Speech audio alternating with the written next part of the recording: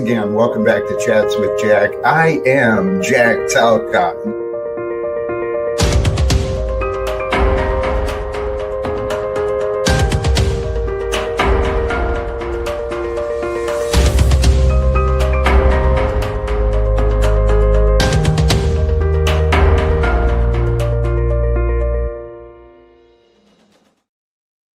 And greetings, blessings, salutations, and love once again. Holy cows, it is Chats with Jack, and I am Jack Talcott. And I tell you what, man, right there, Andy, already, brother. Praise our wonderful God in heaven. Sincerely, I am filled with His love again today. So praise God and thank you to all of you. Right? All of you. I'm starting early again. And so for those of you whose spirit, whose mind, whose thoughts brought you here with me, oh man, praise be. Let's join together with that. Praise our wonderful God in heaven, that one that allows heaven to be known, for hell to be known, for earth to be known, for you to be known, for today to be known. Praise God indeed, man. I'm feeling good. Maybe a little bit preachy now that I'm getting started. Holy cows, and I'm hearing myself already. I'm planning on dropping the link today. I'm planning on having a great stream. I'm planning on taking no shit from the usual suspects. That's for sure. And as I put in the title, Wednesday Chats with Jack, Paul, ? And space for more. We've been in communication, but timing. When timing and when he feels, our brother will be here with us, I'm sure. Because today, well, Jack's about love, man. Where is love in relation to you? That was the question I thought of earlier. That was the question. Dude, Zill is annoying to me. Crystal Shaman.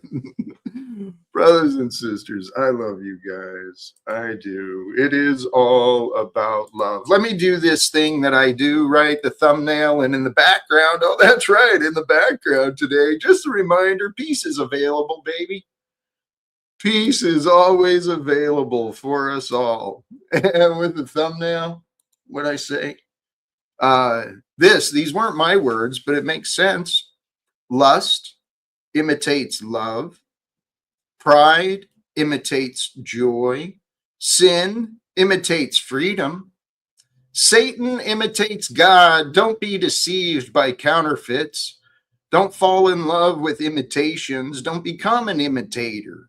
Well, trust in what you can know and know that you can know more. Settle for nothing less than a love for truth, right? Settle for nothing less than a love for the truth as you grow. It's really the path of development. Love has a simple and obvious path and order. Once you see it, you recognize that's all that's there. Love. Love is in the expression of the moment, in your breath that you breathe, right?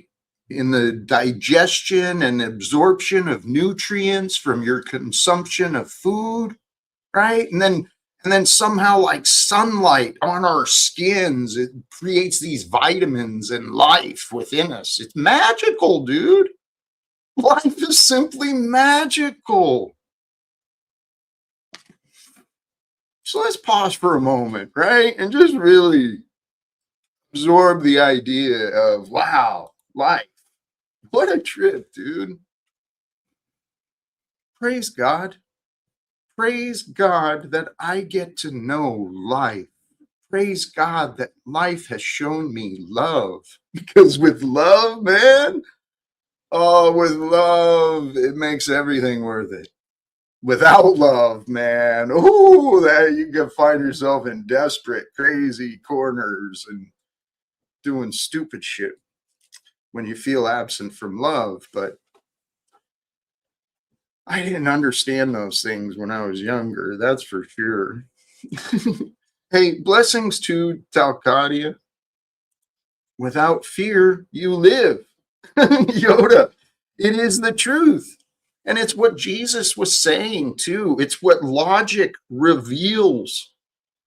Without fear, you find greater life. And this actually brings me into a couple of the notes I was thinking of earlier today.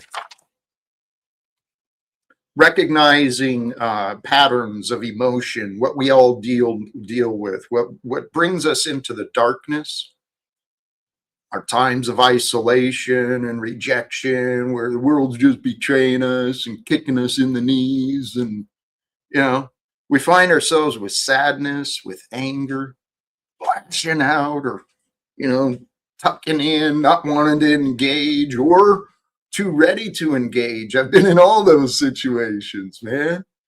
But behind sadness and fear, or sadness and anger, behind sadness and anger, what those are is a weakness, right? Our sadness is revealing a weakness. We've got an attachment to an idea, to a thing, to something that's no longer there typically. The anger, right? An expectation has been broken. And it all comes down to these weaknesses within ourselves. And these weaknesses within ourselves that we know, but we may not be aware of, right? Cognition, awareness, that's like 3/4 of the battle. Becoming aware of a problem and becoming aware of a pattern. But once you see the patterns within you and you find your sadness, you find your anger, recognize that as a symptom of your weakness. In your weakness, you're going to find fear, right? So what are you afraid of, really? What's the fear behind your sadness? What's the fear behind your anger? What is the little boy, the little girl within you? What are they needing so that they can feel secure? That's the path I took for myself. But here's the simple path, I believe, right? Makes sense from everything I've heard from the Bible and stuff. And it makes sense too, following the path of logic again. When you take these things, these weaknesses that we find within ourselves, we confess those things, right? To yourself, to the universe, to God in the heavens, and you give it to God, right? You confess, God, I'm feeling weak. God, I'm feeling afraid. God, I'm feeling this, right? Be vulnerable, be honest, be authentic. So it comes out of you.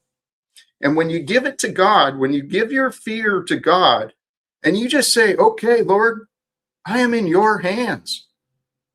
And fear is not mine. It's not from you. Right? Fear is my own design. I don't want that. I'll give that to you.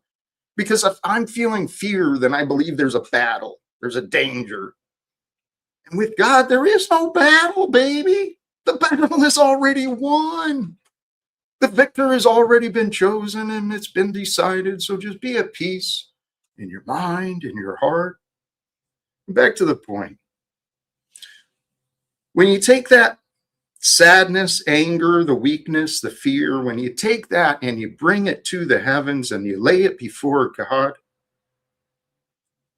more around you is revealed, right? The key is to get past looking at the fear, get past looking at the sadness, get past the thing that gets you angry. Figure it out. God has given the answers, but we only see what we see.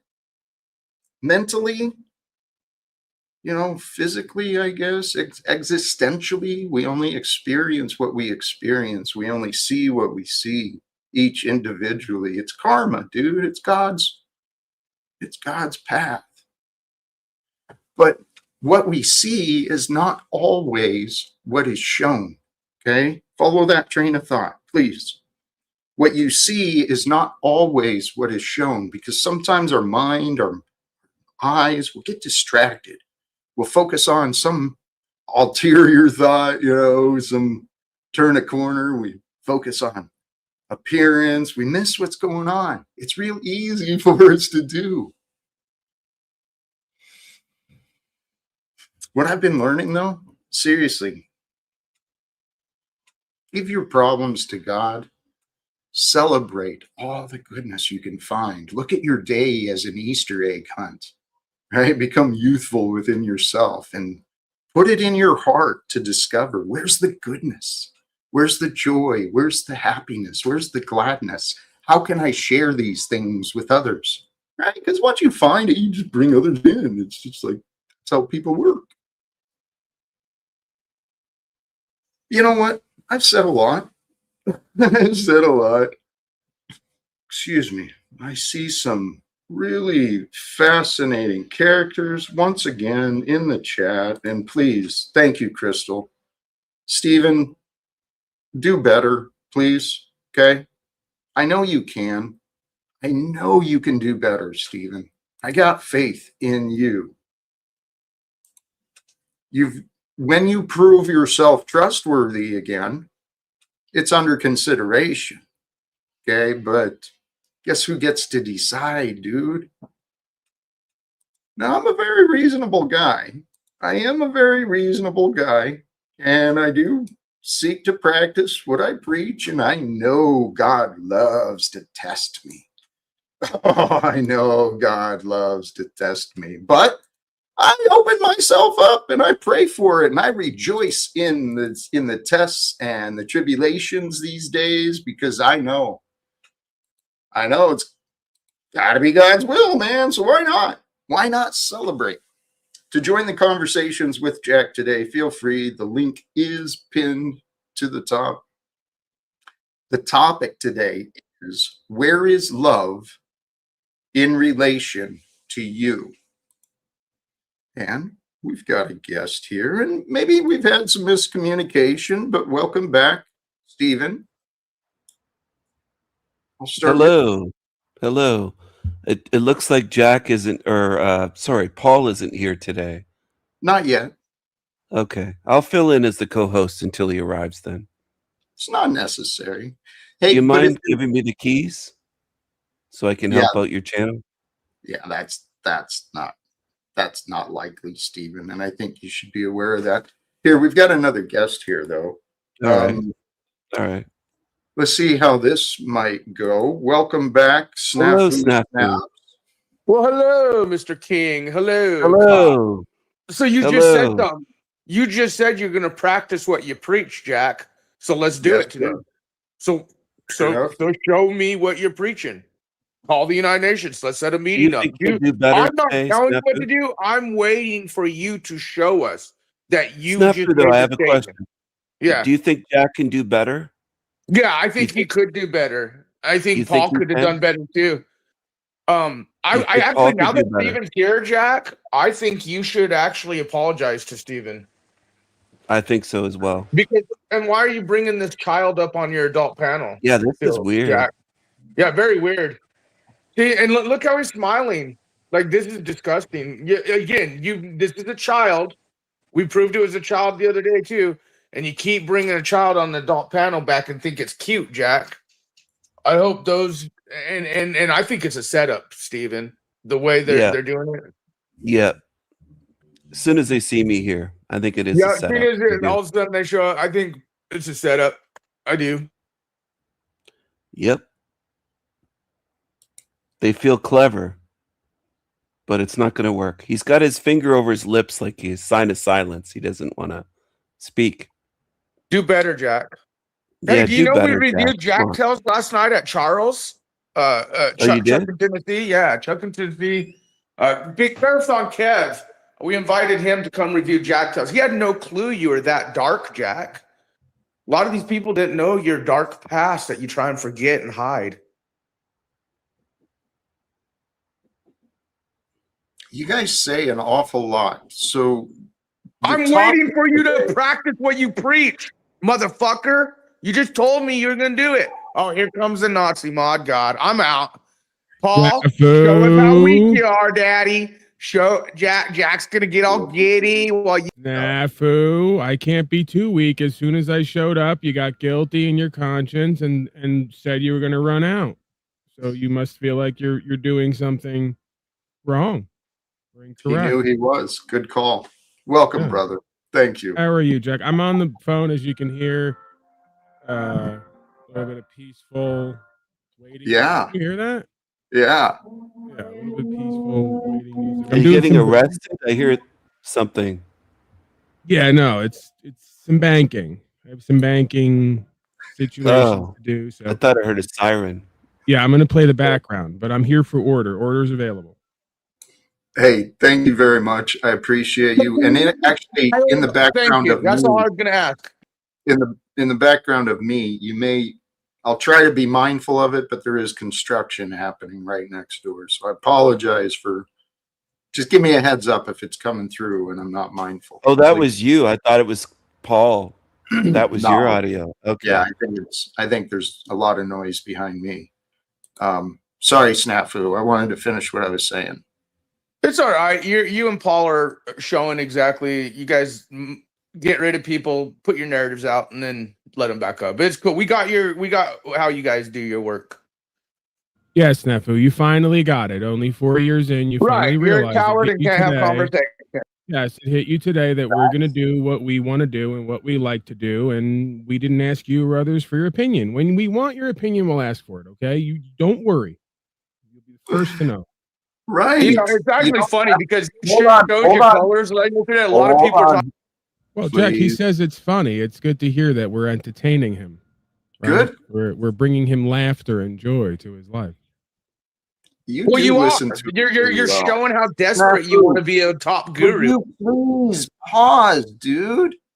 Yeah, pause, Holy because this is one of those times where you, cow. Mr. Desperation. Yes, you've got to slow down. No, Paul, you're the one being desperate. Matthew. Seriously, we can have conversations, but you have to slow you down.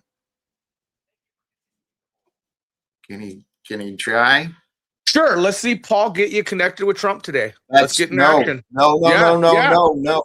No. See, golly geez. Yeah, he's not getting it. It's a fool trying to take over again. Well, what else is new? Do you remember where we are today? You did wake up on Earth Inc., so it makes sense. America. It's another fool who wants to take over. Holy shit, what does that make me? Well, yeah, I didn't want to go there, Jack. I appreciate your reflectivity, but I didn't even want to go there. All right, let's move right past that one. Makes you a loving fool is what it is, right? That's okay. Everybody plays the fool sometime. You know what? It's a sign. We are all the same. But Matthew, you're barking up the wrong tree, dude. Seriously.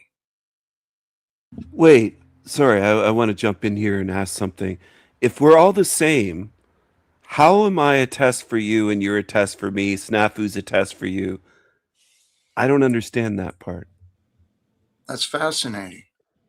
Maybe it's because you don't see your dysfunction in our part, right? Maybe you're not seeing yourself, and that's why you're not understanding. What I'm suggesting is we've not found ways to cooperate, to work together. But Jack, if I'm a test for you, wouldn't I be a test for me and you're a test for yourself? If we're all the same? Fair enough. Yeah. That's what I'm getting at. Yeah.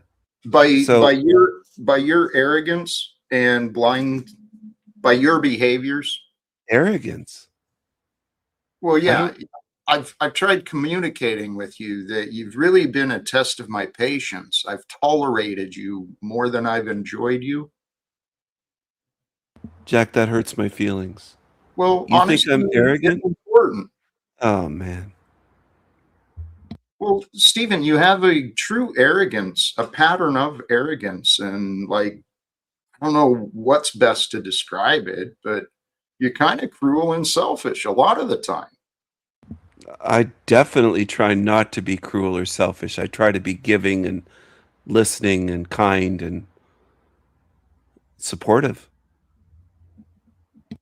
I believe when you're here, you do a lot greater effort of doing so. But to be honest, when I see the distinction and I see what's going on here, to me, it really looks like an act, right? I see through the act and I see what you're doing. You're acting nice. You're That's just acting. because Tarek and others say I'm acting in Brown's Boy, but I'm not acting. No, People are no, telling you that I'm acting. no, I'm not. no. This is me. I'm not an actor. Steven, I'm telling you that I see through your act. You act kind towards me. You pretend like you're supportive of me. But then you're really duplicitous and you're quite manipulative. You fooled yourself, not me, brother. I don't see myself that way, Jack. I don't know. even know how you could see myself. I don't know how you could see me that way. And I am you and you are me, you said. So we're the same being. You're accusing yourself of being manipulative and I duplicitous and know my arrogant. tendencies, Stephen, That's you. but I also know my intentions are clear, while But yours that's have you, Jack. been all over the My place. intentions are very crystal clear. So you claim.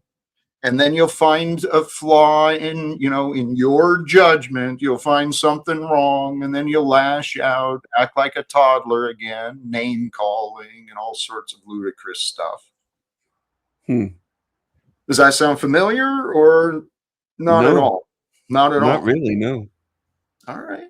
I'm trying to see it your way. I'm listening to your perspective, but I just don't quite see it. I mean, it's just like you're looking at something through beer goggles or through distorted glass or funhouse mirrors, and I'm looking at it going, I don't see that. So one would have So- to wonder, if you had authentic and genuine and loving intent, why you would join someone regularly who you see as distorted and delusional.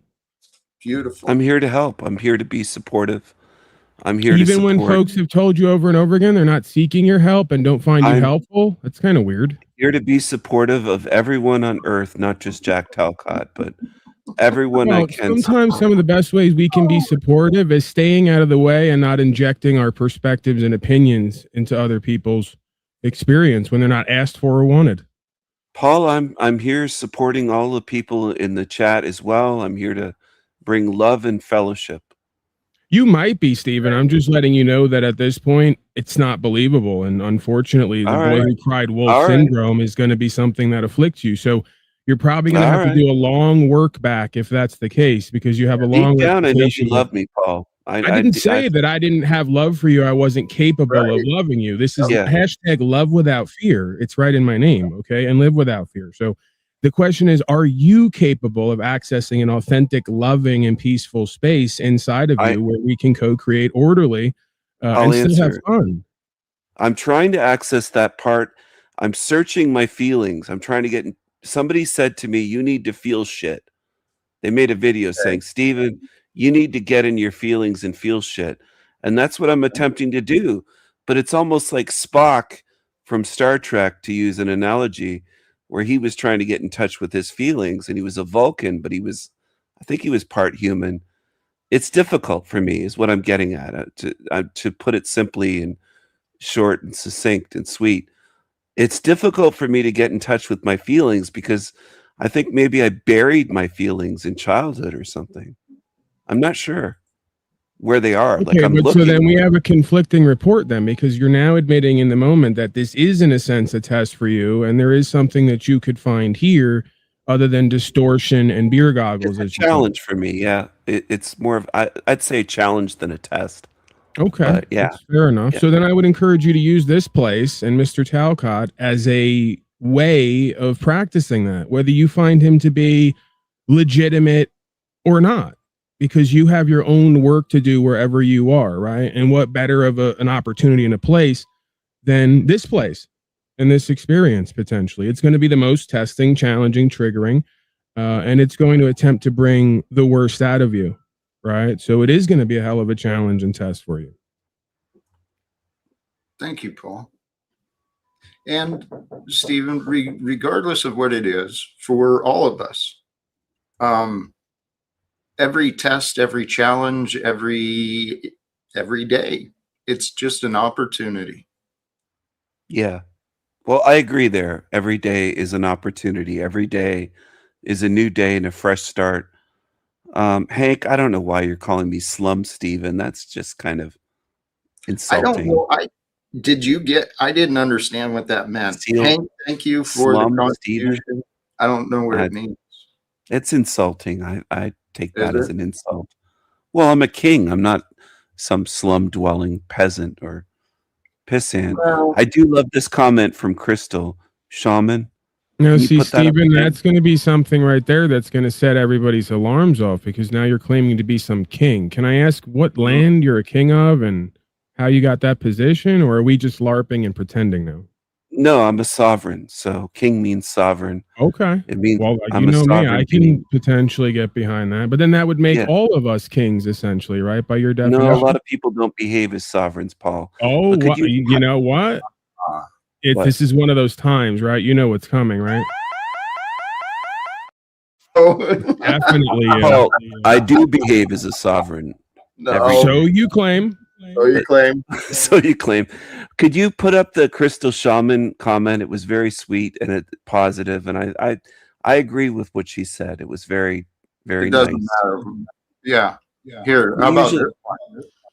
Jack wants to end all wars. Meanwhile, Trump's starting new ones by the day.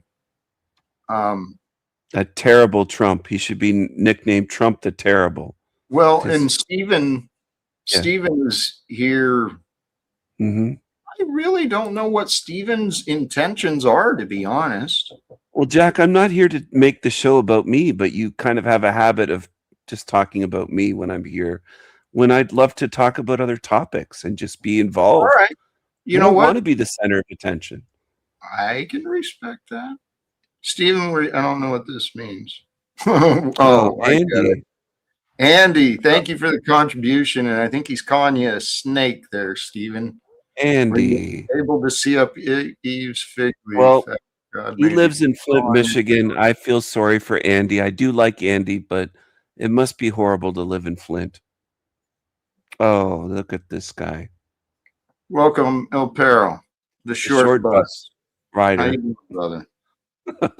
Greetings. Well, I was, king being sovereign and behaving like a sovereign. I'm wondering why he doesn't like to behave like a sovereign when he comes over to my channel and gets banned. See, a sovereign. I haven't been on your channel, Keith, for a long time. For quite some time, which begs to question, how long have you been acting as a sovereign? Because if you'd have truly been acting as a sovereign with diplomatic etiquette and decency and respect, you'd be allowed on my panel, but you don't do that. So how is it you're a sovereign when sovereign is by your behavior? Keith, I was quite diplomatic. I don't have any masters or rulers above me. I am a sovereign being. I take responsibility for my own behavior. If I was nasty to you or if I said some jokes or insults that offended you, I take responsibility. It's on me. My behavior is on me, no one else. Correct. And that's what I'm saying. Your behavior proves that you're We're in not agreement then. We're in agreement, Keith. Well, no, you're sitting here saying not on the sovereign part. I am a sovereign though, absolutely. Stephen, please refrain from interrupting if possible. Okay. Thank you. See the sovereign bit about being about behavior. You don't have a track record of behavior as a sovereign. All of us see this. So could you explain this sovereign thing again? Because I'm confused. I think I did, but I said that I don't have any rulers or masters above me. I am a sovereign being. Yep. So that should make sense to you, Keith. I also said, that contradicts with your comment about the behavior. Please let me finish. I said before you popped on here, Keith, I don't want the channel and the show to be about me. And then you came on and tried to make it about me. Let's get back to Jack. Let's get back to his show and not make me the center of attention. Please. So I said, if I could just comment on what you said, because I think it's pertinent to what I perceive as a truth. Some might say that it's paradoxical, the idea of a man claiming sovereignty, because the only way he could be sovereign in this world is through the revelation of God, precisely the fact that someone or something is above and beyond him, right? Where he draws his power from.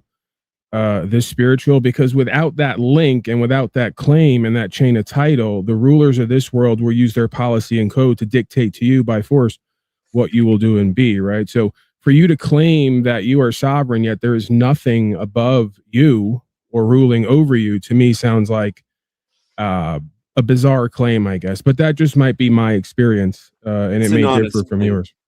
Well, it's sorry for interrupting. I thought you were finished, but it is an honest claim. I don't have anything ruling above me. No masters, no rulers.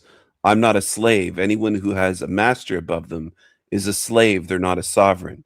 So that's what I see you as, Paul. No offense. I'm not trying It's to not be insulting. necessarily true. It's not necessarily true, right? If someone elevates certain values or ideals above themselves to hit as a benchmark to keep themselves on the straight and narrow and in alignment, that doesn't make them a slave. That makes them master of self, because they're practicing to stay in alignment with that, right? So again, your perception that something above you making you a slave is probably your pride and ego, because you don't want to have any standard to comport yourself to.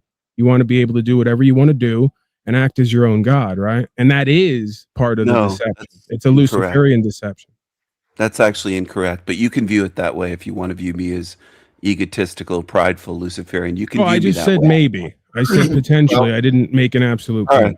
All right. There's signs, Stephen, and if you're not willing to look for the signs that show that, well, you're just ignoring what's there. Well, Jack, you And are the second this coming of question, Jesus, so I have to well, take that into this consideration. question, I know you love to deflect and turn to attack. No, actually, There's I've your wanted bitterness. I wanted There's your to get bitterness off and Jesus' resentment side of it. again. You started this broadcast off by saying that Jack claims we're all the same. If he claims he's the second coming, that means you are too, because all are Thank equal you. under the law. Thank you, brother. I don't Absolutely. believe the Bible, Paul, so no, The Okay. idea of the that second that coming means nothing to me. isn't only germane or pertinent to the Means Bible. It nothing to me. has an esoteric and an exoteric understanding that isn't coupled to the Bible and the I religion know. specifically. I know. Right. Right. I know. Stephen, you're missing the point, dude. Completely. And seriously, you make a lot of claims. You put on a show, as I've been saying, right? I'm talking to you honestly, and I'm not trying to give you shame or anything, but you've got to look at what's going on. And this question, what does responsibility and accountability mean to you? Never seen you go into why you do the things that you do. I mean, you throw these half-ass excuses and then move to another Well, I don't direction. have to go into that, Jack, on your show. So please answer this question. What I does, to Stephen, what does responsibility and accountability mean to you? I'm not here to be interrogated. Well, That's not why I'm here. is there no connection to your claim of sovereignty? I am responsible. How about this? What is the connection between a sovereign and responsibility and accountability, Stephen? Can you let me answer? Please. I'm responsible for my own actions, meaning I don't blame God or a devil or other people. It's up to me. So if I do something good, that's on me. If I do something that is not good, that's also on me. I take responsible for my behavior. I've How? admitted. How do you claim How? to take responsibility? Because Well, I've admitted to all I've done here in the past. No, Yes, I have. untrue. Absolutely, I have. Many Stephen, shows here. Stephen, you're claiming perfection, No, I'm flawless, not. not missed anything, huh? I didn't claim perfection Well, at in all. your denial, I'm trying to communicate with you, Stephen. The words you're saying are untrue. You have not accepted accountability. I am not perfect. I'm not claiming perfection. Stephen, I'm almost perfect. stop I'm not perfect. lying. Right. If you stop lying, you'll be closer to perfect. I'm close to perfect. I've never I'm losing my patience. Never. Clearly. You always do. I'm a challenge to you. I'm sent by God, your God, to challenge. No, you're a waste of time and breath, Stephen. So please save your breath and save our time.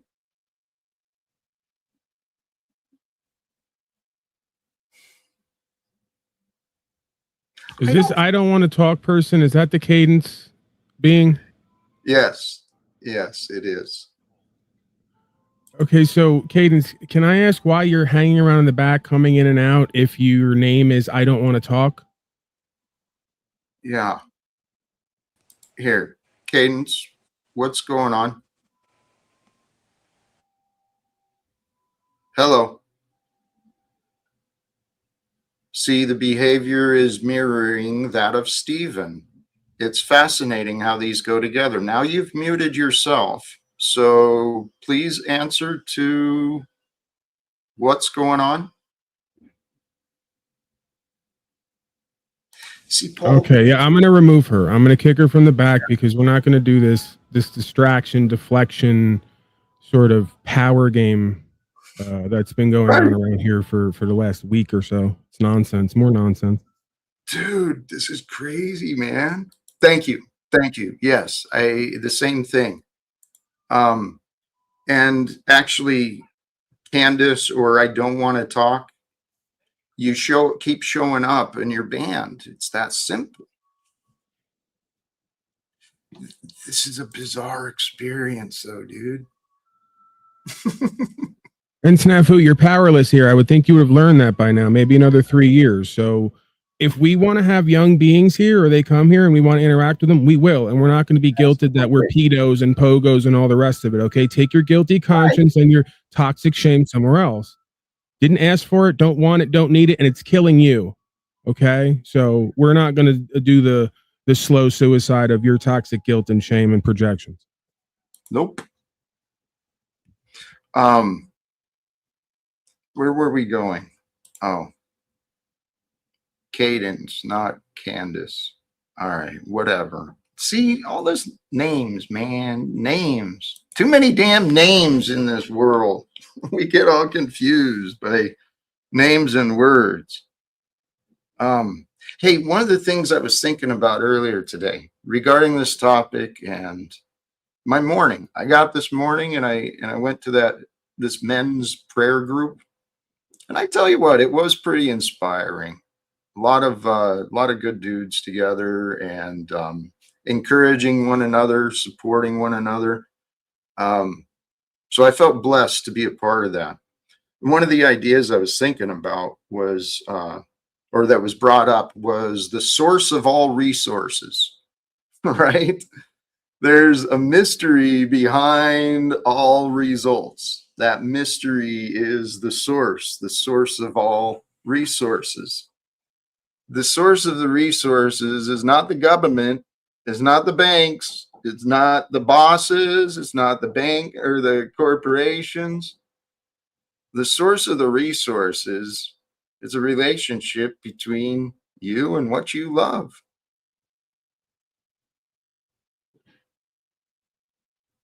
And so let what you love be God, right? The mystery, the one that reveals the opportunities, the one that reveals the results. Because there is a power, there really is. There's a power and a force and a spirit that moves us. We choose the direction, we choose the effort. But we think we choose. Our choices are limited by our ideas, by what we think of.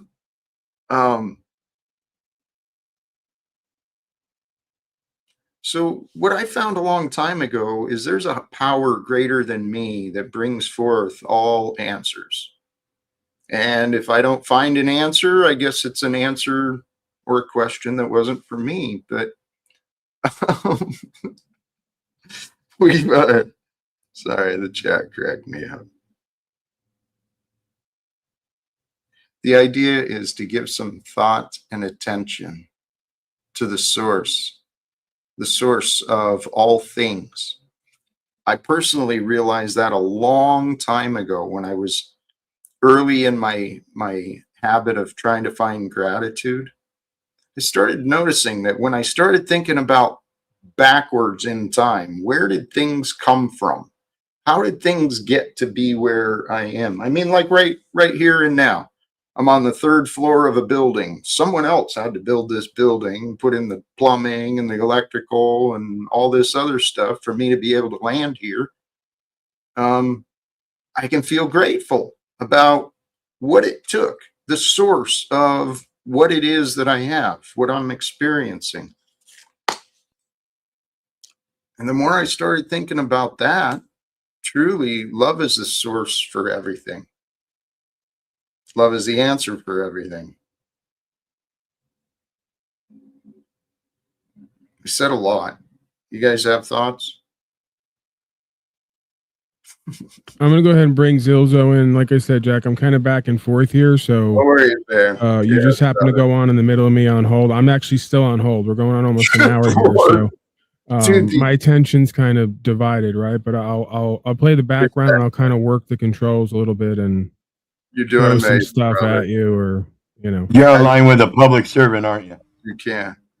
Well, the banking, he said, dude, these banks, we've got stories and conversations about banks sometime, man. Welcome back.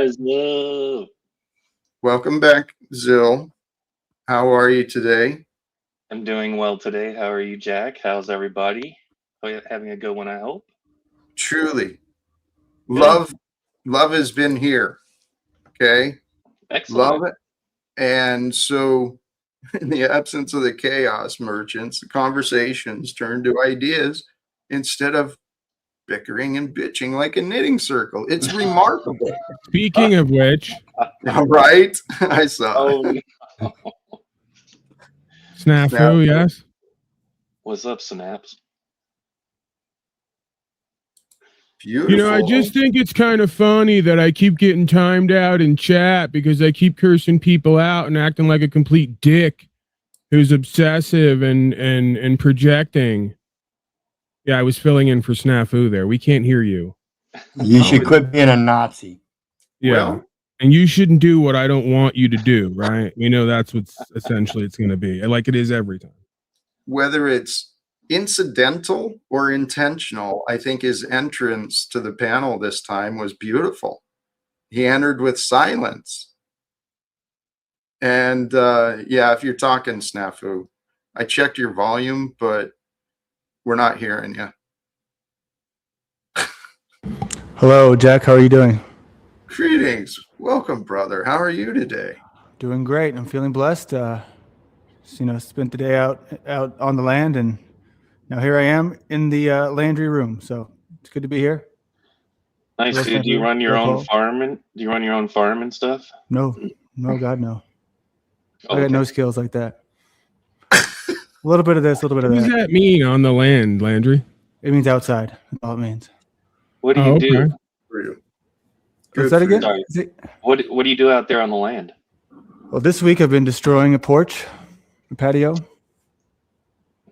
demolition, junk removal. One of the more fun parts of construction. It is. It's the only fun part. Demo. I would never do anything that actually required skill. But if it's just, hey, what's the best tool to destroy? I'll give you a sledgehammer and a chainsaw, and I'll do it. Yeah. Well, good. All right. Now, how about progress? When are we going to progress to see your actual face? Yeah. No, Zill. I don't think that's safe for me. But why? Well, Jack, because I troll and other trolls will go to great lengths to do bad things. So you're admitting that you're obscuring your identity in order to do mischief and incorrect behavior as you see it and avoid liability. That is what he's saying. I don't. Yeah, That's worse than Snafu. A little bit of that. A little bit. So of then that. it should be no wonder to you, just like Steven and Snafu and many others, why you're not exactly welcomed here, right? Well, I'm being constructive today. Today's a new day. Oh, today? Well, is it all day Here. today? Is it for the whole broadcast? Is it in this moment? I'm curious. That sounded like Steven. We've gotten here to this point, but seriously, what if instead of things being the way that they were, what if you become an example of one who comes out of the shadows, right? What if you become an example of, changing the direction and the energy of what's online? That could be cool. It's not going to be me though, but I appreciate the thought. Who might it be if not you? Well, someone who doesn't have liabilities with certain people. How vague can you be, dude? That's pretty vague. That's true. Hey, Zale, I'm just going to encourage you that some of us here can read you and know when you're lying and telling the truth. So just so you know, we know, right? Well, that's okay. You should use your mental faculties as best you can. Sure, and just so you know, it's kind of embarrassing and an insult to those folks' intelligence when you attempt to try to half-ass pull the wool over their eyes, right? Yep. Well, I It's wouldn't one of the say that things I've that makes lied. us just wanting to tolerate you rather than really experience you and connect with you. That's the key. I'm not taking off the filter, gentlemen. We can move the conversation. We could also move you out of here. I got a picture of him without the That filter. is, if you that want is it. also an option. Okay. It's all right. But Let's Zil, have who run it then. Zil, please No, be aware. I'll show them if they want, but like Nah, your fool. filter flipped a few times. Nafu, please. Mm. Golly, geez. I love you guys, but you lack so much in awareness. Hey, Speaking Mr. of, Producer welcome back, Moose. Boo. This is Hi, the hi. point where the audience. This is the point where the audience takes note that literally 3 or 4 leave and 3 or 4 come together, right? And they wonder why Brown's Boy and others say these folks are acting. But it's far Brown's more boy hangs out with interesting and a insidious. Muslim wife beater. Far more interesting and insidious than that, because this is a cosmic play, right? With a script that none of us have written, nor have we reviewed the script before we've acted it out, right? So it's a yes and no scenario. It's an act, non-act. But again, no coincidence that the same types of folks who do the same types of things show up at the same exact times. Dude, Well, Jack went live. Hold on, Zil. So- On your mark, gentlemen. It's another day of LARPing without fear and pretending to be authentic. That's right. Me and Lou Bass were talking about you and reminiscing about the golden era, and we were talking about like all the entryways of all the people and the characters that joined along the way. And then all of a sudden I saw and then you all ruined that, right? Let's tell the rest of the story, and then you all ruined it. So you killed the goose that laid the golden egg in order to claim to be the goose. So congratulations to you and many others. I think you were still going pretty hard after me. I think it was the other ones that finally broke you, because there was plenty. No, it was the whole experience, having to babysit all of you, having to deal with your emotions and your drama and your desires and your needs and wants that you couldn't fulfill for yourselves, but expected me to be a part of, and many other things. You sucked the life right out of me. So now I've kind of lost my taste. But you have so much to give, Paul. I've lost my taste for people in general in this panel verse. If you can wonder why, No, you didn't. just review the 2 or 3 years. Oh, I have, Landry. But you love Please it a don't little challenge bit. me. So, Landry, please don't challenge me on Jack's broadcast, okay? Because part of the reason I know why you're here is you're hoping to find a way in, like you did in the chat. See, I see you for who you are. Your first comment in chat today was, Jack, when are you giving DJM the keys? What you really asked was, when are you giving anybody but Paul the keys? Okay? We've been through these games with all of you before. I read you like a book. Okay, so You're so quick to assume all the Yeah, time. like I feel like I deserve better treatment than that, man. You're very. no, you actually don't. You don't even deserve to be here and be part of the conversation based on who you are, what you've brought in the past, your duping delight smile you have right now, because I've got you nailed. And what you growing. create or lack thereof, right? Because we've seen your channel. He's willing to improve. Yeah, and if you don't want to listen to your co-host, then what the hell is that? Yes. And welcome to you, Jack. Thank you, Landry. How are you, Paul? Ben. Always nice to see you. Zilzone, what's up? Greetings, Ben. Hey. Hello, Bing. How are you? Good. I was just talking with Grace that it's been a long thing, but I'm curious what you guys think about this. I think that Christianity, but like obviously I think Christianity is a universal philosophy. So I think Christianity says when it comes to like blood relatives, pretty much like don't put a lot of hope in that. Almost In to the what way? point where like the whole and I understand people say blood is thicker than water. I think blood is thinner than water. Well, the Bible says to honor your mother and father so that the Yep. days will be long in your life. And Yep. it says to not be a burden on your children. So Yeah. we are Yep. supposed to love our families biblically. Well, we're supposed to love, but love just means care about, like, or want the best for. But I think in many families today, I'm not saying it's true always, in many families today, there's not really much you can do for people because the dysfunctionality gets people in a place where it's just like you can't really have a conversation with them. So it's better to have a conversation with people who are not your family. And Sure, you can choose your friends. You don't choose your Thank you. family. yeah, exactly. Right. Thank you, want me to Zil. stop, Jack? Okay. Well, it's apparently, I don't know, golly geez, man. Actually, let me step back because Ben brought up regarding the scripture, and that is what you brought up. Thank you for doing that. Yeah. Truly, though, I get what Jesus was saying about who is my mother, who is my brother. Yeah, there's a right? number of It's all that matters. Seriously, this brings my mind back to this topic today. Where is love in relation to you? That's the question. The way to ask that question is, where is love in relation to you? Not so much what do you love, but where is your love? What is the love with you? Because truly, that's the message of Jesus, the commandment, and it makes perfect sense. If you spend your day loving God, all your mind, all your heart, right? All your thoughts, everything is with God and with God's love, hoping to please God, hoping to know God, to serve God, right? Yeah. And then loving one another. Guess what you feel all day? Blessed. You feel love. Amen. You feel quite blessed. You can Right? rip No, I don't me think up. Right. it has That's anything right. to do with how you feel. Bruce, Well, can you not argue with us today?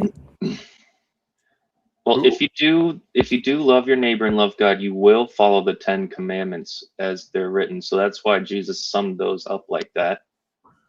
Okay. I think it has to do with Jack. Maybe you're asking. I'm not sure if you asked this question, but like we use the term prudence. It's a general term. It's like, what is worthwhile doing? Do you know what I mean? And some things are just not worthwhile doing. Like that's the whole, don't feed your pearls to swine. And it doesn't matter if it's like something which society says is worthwhile doing, like spending quality time with your kids. Like if they're like gone because whatever, family court, and their mother alienated them, fuck them. Ben, no. It's highly specific. You know what I mean? Well, Like, I mean, fuck there's 'em. something, Ben, Not worth no, please. There's something about detachment, Mm. but there is truly a bond of family that's not deniable. I mean, that but it's not necessarily good for you. It's like saying, Ben, There's a probability aspect to it. You could You're get right. like a bad hand. yeah, But also, if you're like Jesus says at one point, right? There's this guy who's like, I'd like to follow you, but I got to bury my dad now. And this is a very traditional culture. let the bed. I dead. I need to bury my dad. Like, and he's like, no, fuck your dad. He's a No. loser, and let the Well- losers bury the loser, right? No. And it's like, No, it's so I don't- harsh. no. Let's actually break that down, right? Let the dead bury the dead. So who Yeah. would be dead in that scenario? Clearly the one going into the ground, but the one perhaps going through the motions, the one going through traditions, placing traditions and motions above living. Wow. Those are the dead. Yeah, You yeah. got that Like, right, Jack. he's saying there's a kind of death culture. I see this a lot, like in just casual, like going to funerals and stuff. I think it's a bullshit. We go, Look, we all know this guy's an asshole, but we'll say like, "Oh, heaven lost another angel today," so that when we die, people will say the same thing about us. And I say, "Fuck it. I don't care if anyone goes to my funeral.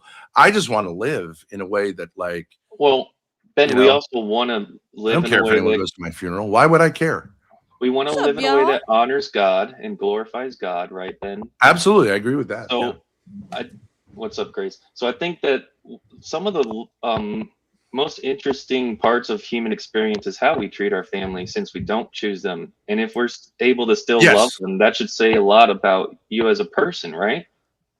So you should. I agree that, like, yeah, when you're a You- young person, family is a big deal, and if you have children, that's a big deal. Other than that, like, say, like, I was talking with Grace about her relationship. She has 5 siblings, and I was like, I don't think you really have much of an obligation to your siblings. Who fucking cares? God cares. Yeah. You should want the best for them, but like cares. at a certain point, Ben, I don't give a shit if one of my siblings died. I Well, wouldn't go to the isn't- funeral. It's like, Isn't yeah, marriage? whatever. Isn't marriage a holy institution? Zill, please. Yes, marriage is Please. a serious thing. Ben, I really do want to talk to you because there's other perspectives on these relationships. Okay? Yeah, I agree. Hey, Happy Jack, one. are you still ending wars, like both online and off? That's my hope and my There's a war prayer. right here that it's just like a stalemate, and it's just driving me crazy. So, I mean, if you want to stop talking to me in your username titles, Moose, or if this is not the place for it, let me know and I'll drop it. Sounds like we need an Fair episode enough. of Boyd, Judge Boyd. Let's go. Void Sounds court. that Boyd way. Court. You know what? All rise. Let's jump into this. We'll just What's up, Bruce? Oh, what is going it's not on? me and Bruce. I thought it was me and Bruce having me and him had something going on. I didn't know it was me and the simp. What is going on? Bruh. So now that's the thing. You can't even, back like once you can do it all you want in the little notations, but once called, because when we have a conversation, I'll be sincere and forthright. Where you just can't do that because you're emotionally unwell. That's a hell of a chin strap, Landry. I gotta say. I mean, props, buddy. Thank you.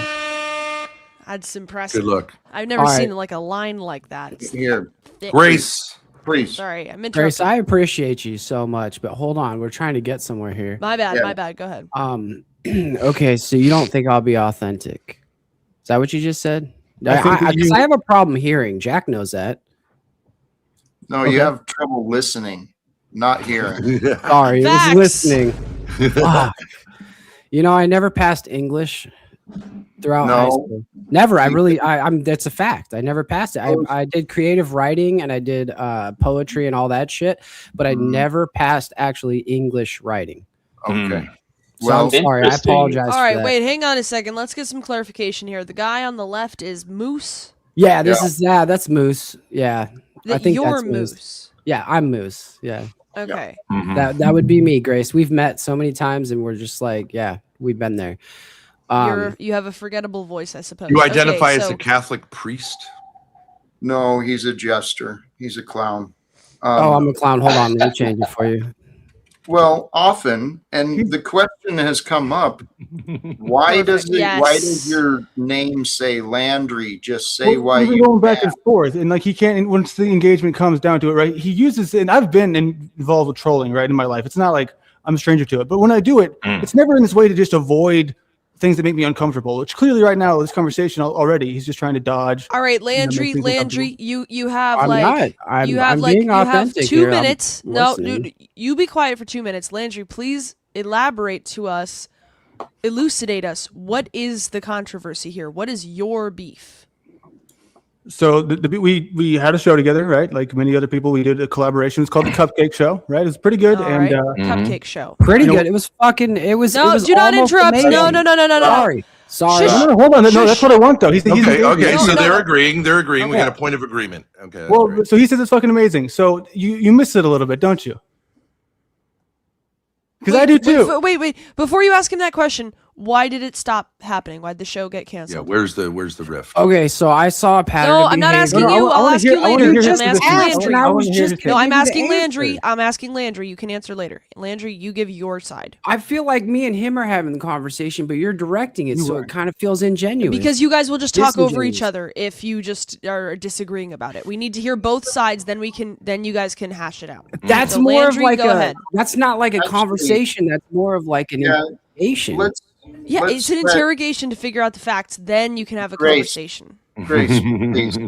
Oh, Let's see where it goes. Landry, he wants to hear Moose's answer. well, because he finally broke that little that wall. Look. So that's But that's if progress. Landry is angry and he is not Not willing He to can't express help to the unless we audience, at least have a broad sense of you what guys- yeah, see as like the problem. Please. then it's just going to be like a super like an intra But what argument. we're doing now is you keep interrupting, and we could have had more answers by now already if we'd have just Yeah, sat back and Moose, let it mute. Okay, go ahead, Landry. I mean, She's from my very headstrong, perspective, Jack. So we had a show, right? And it's basically whenever you're available, we can do it. We don't need to have a strict schedule. And we did it, once a week, maybe sometimes twice a week. And Sure. it was pretty good, right? We had good chemistry. People seemed to like us together, our dynamic, right? He was always on camera. Seemed like he brought his A game, but he kept Yeah. showing up Right. like super stoned. And I was like, dude, just don't say, we don't have to do the show, right? We don't have to do it. But if you come in Okay. and you just sit there and like we're live and you don't even have anything to say to me, we got to be able to kill dead air, just the two of us, right? If course, it's our yeah. show. So that was my contention. And then he got upset because I, criticized him publicly about it. And then he blocked me. And then I made, but I never went after him in any way that was like vicious, right? To this day, I've still All right, been so- very cordial. All right, so Hey, then why did Landry. you come stoned? Obviously, that would be the question. Why did you come to the show stoned? That's a way of No, saying. can I ask a question first, please, Ben, if you don't mind? Absolutely, yeah. I'm not in charge. Landry, did it ever occur to you to try to figure out how to do a show with who you are and what you like Hey, and what I would you let know? you ask me and- that question if you were not in the position you were right now as Jack's co-host. Come on, again, man. that's a position Come on, that I man. fill at times. I'm known for doing 2 to And I 4 still do hours it or still. more. You're talking How's it over about me and you? you're getting defensive. You're not answering the question answer the because question. All right, can we bring this require back to you- me, folks? I know you want to bring it back to your spat and your LARPing, but you don't actually want to take accountability or No one's LARPing responsibility. right now. Either of you. Get resolve, please. Yeah. Please. Paul, can you turn your camera on? It's hard to All take you of us. seriously as a profile picture. Grace, I Well, know what you about want to this? see me in all of my majesty I wanna and see that glory, beautiful but please face. don't Come start on. hitting on me. Can We're we get not a here for camera? that. You Can we get a pretty. Hey, we're not here for Pretty. that. Right. Try to I control. mean, Ben, look at get your Landry's daughter, facial hair. please. He turns the Try to- camera on. He's try to you know, keep it under confident. control. You can't It's control a feral at woman's this point. desires. You know what I mean? That's like I trying really, to tame it's hard to take a Boyd wa- Court seriously when unbreakable you're not horse. on cam. It's hard. I can't look you in the eye after the Jeremy Peterson event. Not yet. Okay, give it time. valid. All right. So did you show up? Hello, now. Is that inaccurate? Yeah, I Is that show up accurate? everywhere it's done, but I've literally smoked marijuana for over 20 years. I've used it medically and recreationally. Most people in this space know that. I've been 100% Okay, are you able stoned to. now? Are you stoned now? You don't sound it. Yeah, like I've smoked. I'm not like Blitz. I just had a smoke. It's Okay. I've never- So then back the to thing Landry. is, So- hold on, Ben. Before we go back to Landry, the thing is, bro, I have a full-time job. I work 40 plus hours a week, Right. and so when I show up, it's like I get up at 4 o'clock in the morning. I show up for the show, and it's supposed to be at 8 o'clock, and then it gets pushed back to like 9 or 10. Like, how do you think someone's going to show up? They're not going to show up full energy when they've been awake for 16 hours. Like, they're just not going to do it. Okay, that so seems somewhat Landry, he's reasonable. saying it's not that I was trying to insult you, it's that I smoke marijuana constantly, which I doubt is And true. it really And didn't bother me as much I'm as tired. it. Yeah, and that's fine, right? And I've always looked past it. It was never like a deal breaker.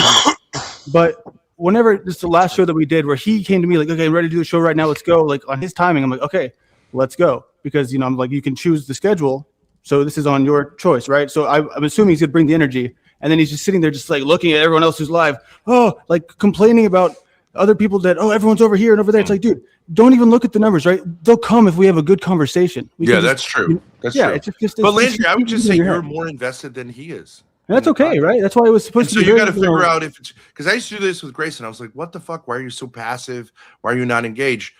And like, Yeah. it was legitimate for me to say that, and she has said, "No, I am invested in us working together." So like then it's okay. But like this guy's saying like You're I'm just right, not that Ben. invested. I'm I'm not gonna that validate invested. it right now. You're right, Ben, because like part of the thing is like I get my money from going to work, right? 40 Yeah. hours. And Yep. I was not trying to take any money out of Landry's pocket. I was trying to make sure he got all the donations and everything so he could do whatever he needed to do with his life, get on his feet. And then once we started making some traction, then I would start getting a cut, right? That's how it was going to be. Like I never like pressed him about money or anything, but that's probably at my detriment. Like I should have probably been like, Should have taken the offers, right? I should have taken the offers when he did offer them because Right. Yeah, that's true. That is a really important thing is to like So, receive money and not. It sounds like there was some immaturity there, right? Yeah, definitely, Jack. Landry was Right. saying like, take my finish. money. I want this to be worth it for you Right. because he's really And invested. since he refused getting any reward, he didn't see any commitment. Yeah. That's not entirely true. There was no follow through. That's not it was true. the exact same thing I experienced with you, dude. You lacked follow through. You refused to communicate. It was like, what the hell do I do with you? And can I say And something this is from my why- perspective? From Go my ahead, Roger. perspective, Sure. I see two people that are secondary in all platforms they've been on so far as producers, and neither one is willing to step up into the front role and be the leader. Well, that's why the show worked. Because it was like we both had that like where we don't need to dominate the other person, which was a really cool sort of. I'm not talking about dominance. I'm talking about taking the lead role. I disagree. I feel like Landry is portraying himself as the leader of the show. Clearly he's the one. It's like his idea. He wants to make it happen.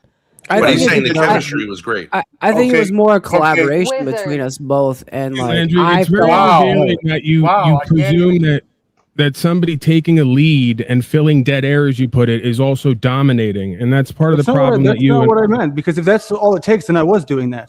And if anybody could let me land my point before interrupting me, I would really appreciate it. Because it goes to the comment about immaturity. I don't think it's immaturity, and I don't think it's irresponsibility. I think it's inexperience. I think if it would have gone longer and worked and worked together a little bit more instead of people getting their emotions and quitting, it might have worked. Can I make a suggestion? I think that people who smoke marijuana have one foot out the door and one foot in the door in life generally. Bro, and I think they're Ben.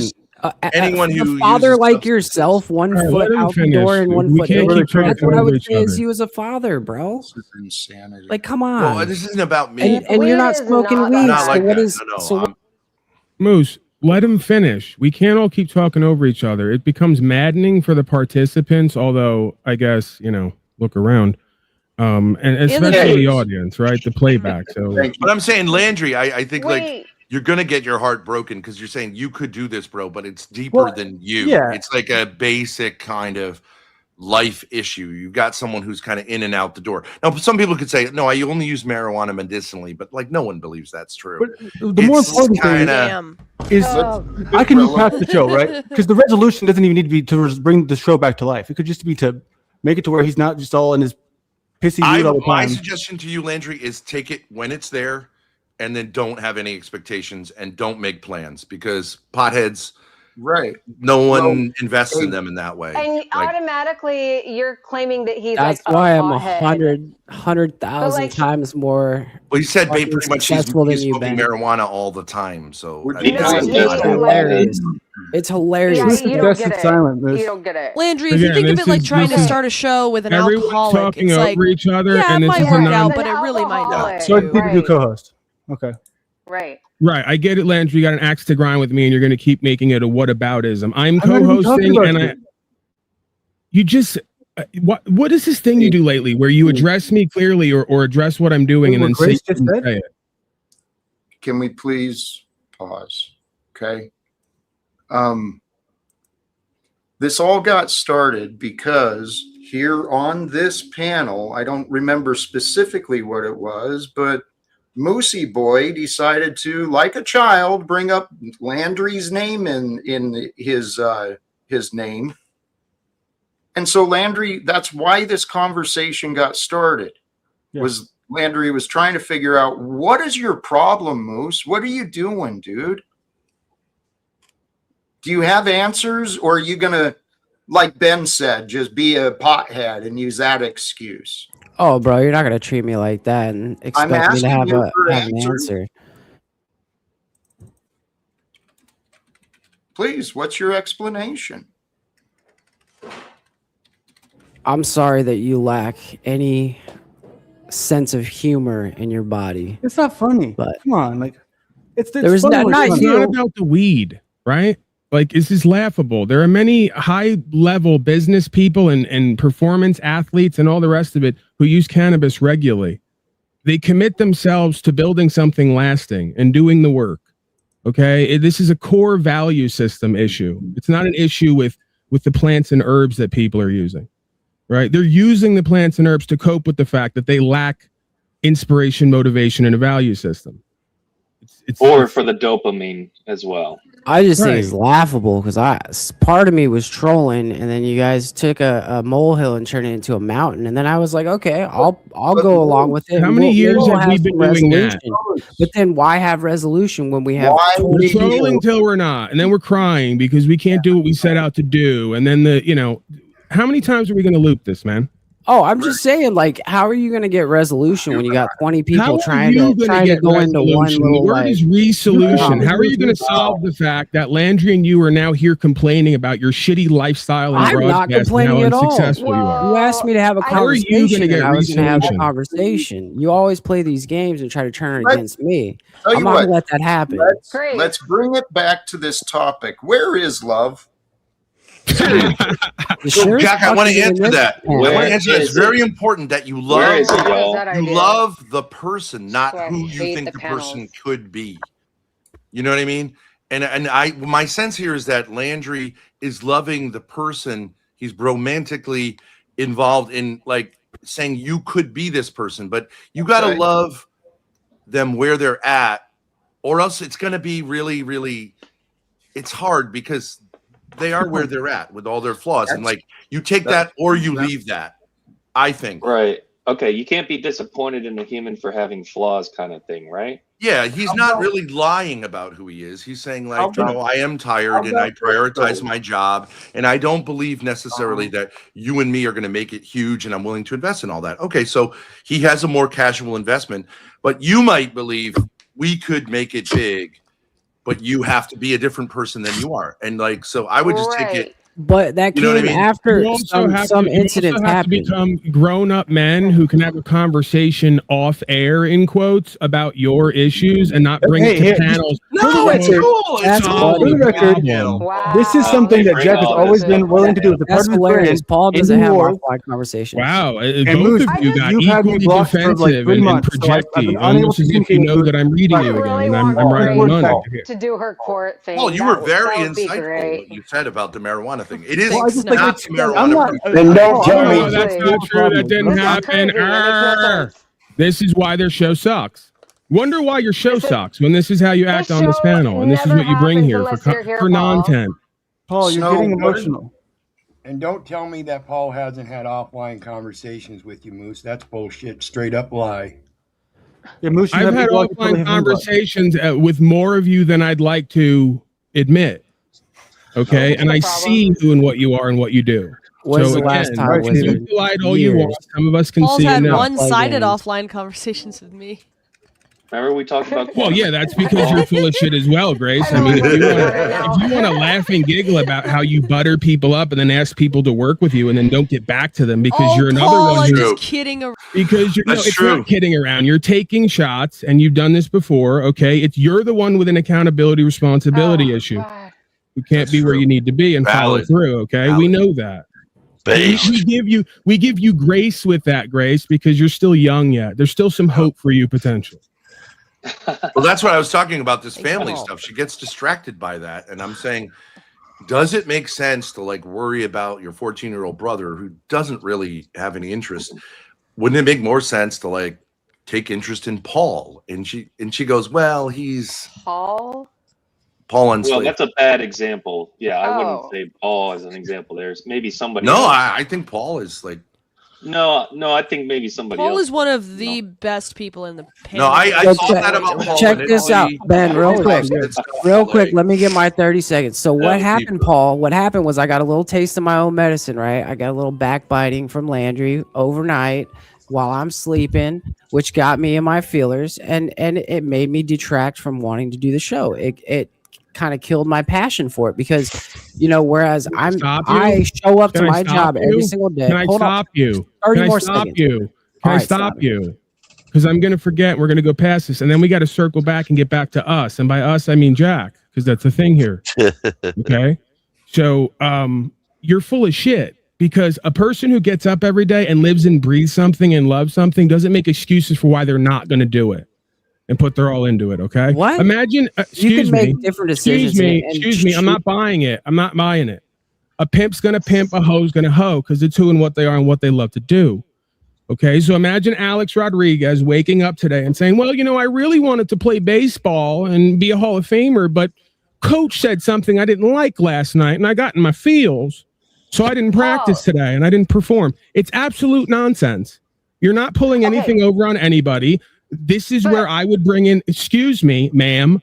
Excuse me, ma'am. This is where I would bring in the fact that, Moose, we know that you have a background of not having a father in the home. To give you these perspectives, it's not an ooh, it's an ah. I didn't even know that, dude. Because this is where we're at, and this is why we get to these places and have these interactions. Because many folks here didn't have a strong male figure to tell them logically what life is all about and how to be successful. And their mommy let them put forth these bullshit excuses and said, "It's gonna be okay, Moosey boy. You're still my king." You're still my That's true. Very valid. Good analysis. Was your dad in the home? Wait, but I just have a question because I just feel like I had the opposite dynamic where my mother had a stroke and she was non-compos mentis and had little to no interaction and gave me no feminine love or care. Right, so I had a little bit too much of those masculine Can I say something now? figures. Yeah, your cue to talk is when I'm done talking. For the future reference. She's an intellectual. You should listen to her. She's got a great Again, I don't need your opinion on how to co-host here. And I just said we need to get back to Jack. That's a thing here. Because if not, you know why we need to get back to Jack? Not because he says that, but because I know if we don't have some kind of centering being or idea, you guys are going to rattle off for the next 2 hours about all your nonsensical drama and projections. That's really going to be us. So Jack, where's the progress today? Because you're addicted to it.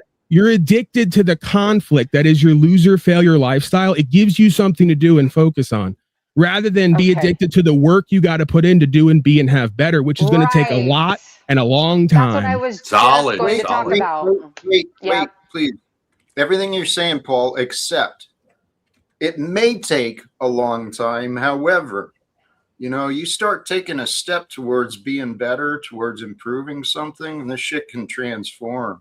Absolutely. Yeah. And now let me be clear about where I'm drawing on this from. I'm only talking about something I know lives within me. So again, within every criticism is potentially a self-criticism. And I'll be completely transparent about that.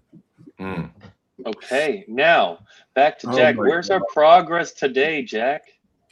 Where's our progress today? Our progress is in Slab City.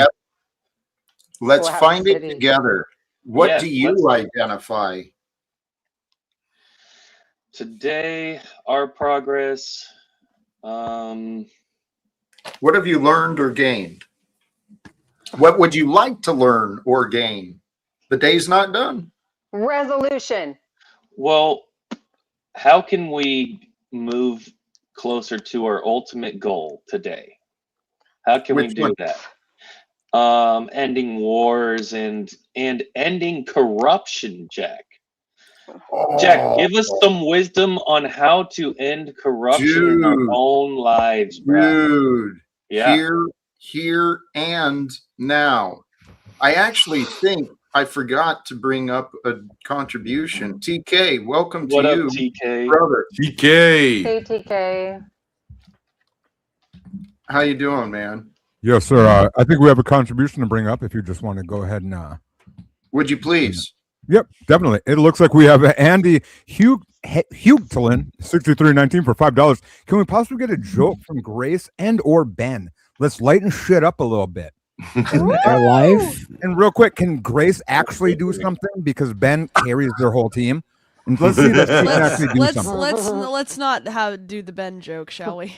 Yeah, I don't want to no. ruin Oh, another. yeah, no. TK himself has been victimized by that. No, do a joke now. No. Okay, fine. Ben, is the Jack, is the Landry thing done? Are we done with that?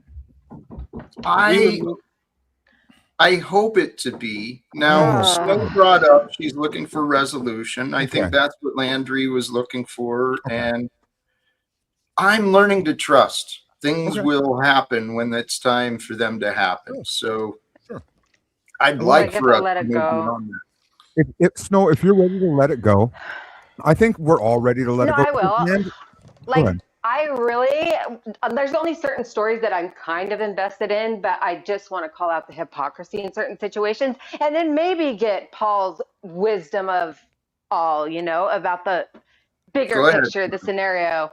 But I feel like that there's a lot of narrative, and then there's people kind of just taking cheap jabs for their own power trip. Yeah. Pleasure. So yeah, I'm kind of invested in the whole thing with Landry and Moose because it was a good dynamic, and how it all started off. But let's be real, Landry has messed up so many connections with not just Moose. He's done it with Jack. He's done it with who else? I mean, there's a laundry list.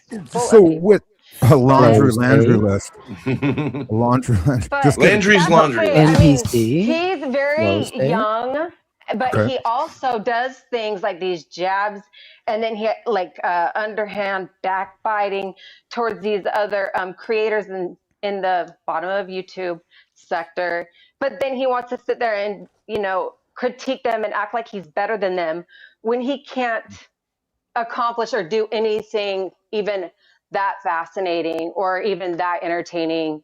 And he's always going around telling everybody how they need to do better. He said that he didn't care about money in the very beginning when he came to the Panelverse, but then he started seeing how much money Flow State was making.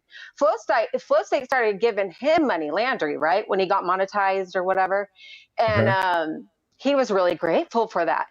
But then he started to take jabs at how Flow State makes money constantly behind his back. He did the same thing with Moose.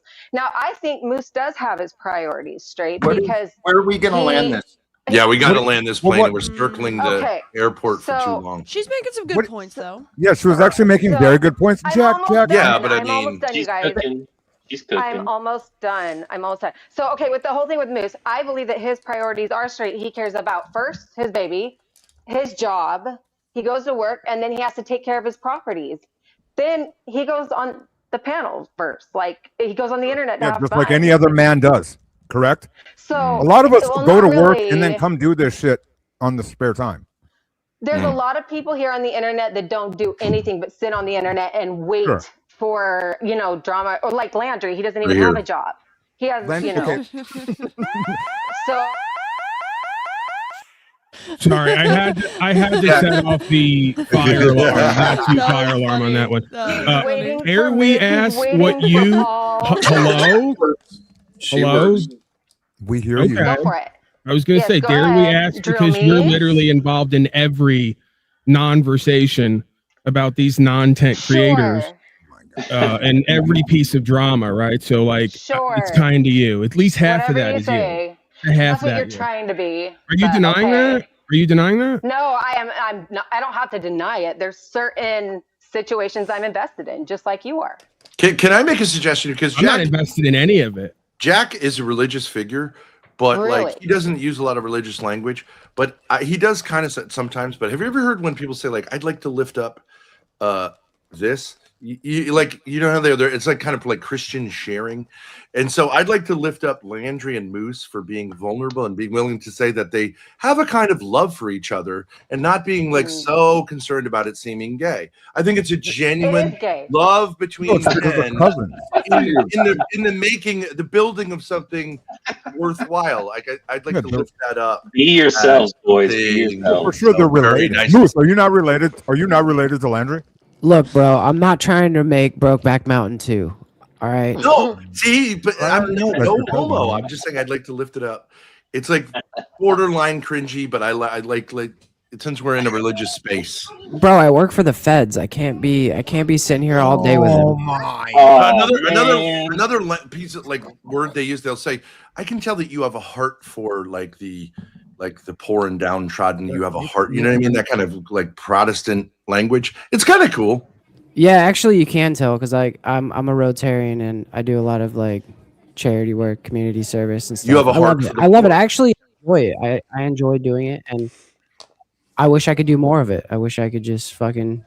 Ooh, wait, that brings up a good question. Did you see your podcast with Landry as charity work? Oh my God. No. No, but the audience did. But the audience did. And what Ben and Grace were actually getting at there is because they are a combo, is they think that they do charity work for a lot of other streamers. And so when they talk about this, she was actually probably leading. You don't, Ben? No? This is all you a don't play think, of the IRS. you don't think that you guys don't have a No, we are always self-interested as We well. want to make money off of it. For sure, but at the same time, you know that there's there is a Thorpe stimulus package that you guys have written down and talked about. Oh, it's a good deal for people we collab with. There it is. So usually they have more incentive than us, but if exactly, we have no yeah. incentive, You're like the Drake of Boyd. Oh my gosh. They are. Well, like, remember when Toilet Bowl Earth asked to meet up with me privately? Like, that was a no-go. That would have been charity. That's creepy. That dude is creepy. Well, I'm just not interested because that's not what I'm doing this for. Yeah, that's not true. It wouldn't have been charity. You want to hold on? Did he say you want to take you to like a Red Lobster? All right, so this is becoming a fuck fest, or has become a fuck fest long ago, because I can't even get in here with some good lines. Okay, go. My bad, Paul. Thank you guys for letting me up there. Can't even get in here. I love the Paul energy. Yeah, keeping it there. I'm almost back, man. I'm almost back. I'm in my refractory period, as you call it. yeah. Oh my. He's only laughing because he's always in refractory period. That is a technical term. Refractory period is funny. Yeah, I thought that was a fat joke when he first said it. I thought that was a fat joke too. Yeah. Isn't that like in between? Yeah, I'm in my refractory period. As you get older, like the refractory period really has to be respected. That's where I am. I know I'm in the in between, and it's fucking bizarre. Jack, we're talking about a specific in between, though. We're talking about between. No, but in many ways, it's applicable. In a larger, we all have like times when we're into something and then we take a break and then we get into something. Oh wait, Damius Octavius, is this charity? Damius Octavius, no, this ain't what you consider charity. What charity is like when they go over to like Sissy Jeremy's stream, or which they never do. Goodness. Whenever I stream, them coming. Bro, over, nobody in Jack's audience cares about this. TK, no, you Moose. How about let's actually finish this, Moose. How about we talk about you and your cousin, and then that you guys live together, and let's finish. Unlike you, I've been part of the for like 5 years, bro. You've been what? You've been unlike, huh? But Moose, one more time. This is a guy who I affectionately nicknamed producer because he wanted to produce. Okay, so let's go ahead. He and TK can't figure out that the audience doesn't give a fuck about their meaningless spat. It's not relevant or relative to them and what they're doing, right? You got to make it relevant or relative to their experience to some extent. I was trying to go there when I brought in the psychology and sub-psychology, but we completely just shit all over that because. Okay, well, because you were rock solid on that stuff, by the way. Like, you are such a good caller outer. I think maybe you get it wrong sometimes, but like, I think Maybe, could maybe sense not. The point is, it's rock got to go somewhere, right? If you get where I'm saying, instead of just 2 or 3 hours of screeching and clutching and clawing and just maddening nonsense. I've said that Jack is really good at mentoring young men, and you seem also to be like super good at mentoring men, like just telling them the truth. And it's what's refreshing about it. When you go to a therapist, I was court ordered to go to a therapist, and they take your side, you know. But men don't really need someone to take their side. It's not unless you're so fragile. What you need is a man to both love you and push you, and you guys are great that way. Women might need that just like warm hug, but like I think it's like the love is this, like, you know, the pushing. It's a complementary blending of the masculine and feminine, and I don't think that we always get it right, because usually we fall on one side or the other, right? We tend to lean one way or the other. That's you feel why like you're too harsh, Paul. You feel like that would be your. Well, that's why I make the joke that because they used to treat me like I was their daddy, I started calling myself best online daddy, and then Jack became best online mommy, because when they couldn't get anywhere with me and my logic, right, and motivation, they would go to Jack for a soothing and calming, more loving, accepting. He's a nurturer. Right? But you're both really very aware that men can bullshit their way out of stuff. And like Jack will catch, especially when it's one-on-one, he will catch someone who's doing that, especially like if it's alcohol related subject, because he's been there, he knows it. And so like they know he's coming from a place of caring. It's better than that. Oftentimes he'll say, you got to go talk to your dad about that. You know, because he knows how they're trying to play him, right? Like how they're trying to cut corners. So he'll send him back to dad to make that decision, because he knows that's what they need. Belayed by Ben? Get to your fucking point, stud. Whoa, dude. TK, obvious. They were both just going in. Let's not talk over each other. TK, I would encourage you to look at that. What just happened right there? Because as soon as we start really connecting and bonding and talking about the experience of life, you get triggered like so many others, and you start acting out. You get very like negative and aggressive, right? Can you guys imagine this? Because neither Jack nor Paul have done a lot of IRL content, but it's like easy to do. Can you imagine mentoring guys actually and then integrating the dad? Like call dad now. I want to, or text him now. No, let's get you to meet dad, because a lot of dads out there wouldn't mind doing that. We've only had Adam do that with his dad. No, you had Sonny Waffles do it, Ben. No, we had Sonny Waffles too, remember? And no, but he wasn't on camera. Like he never got to that level. Okay, sure, but he did. He actually, we talked about it, and we know what his dad said back. But I think it would be fascinating for. Why did you interrupt me? Do you want to hear what the father said back, Ben Tucker? But wait. I just think it would be fascinating for an audience to watch the whole arc and actually see some healing instead of the inevitable. I fucked up and I'm a fuck up. Yeah. You know so now let me tell you what you did. Let me. Please, TK. Shall we? Ben, do you remember that day, Grace and Ben? That was a pretty good day with Sonny Waffles. So you guys did get Sonny Waffles to contact his father for what? Give him $5. Yeah. He was like his dad responded with a laughing emoji. Yeah.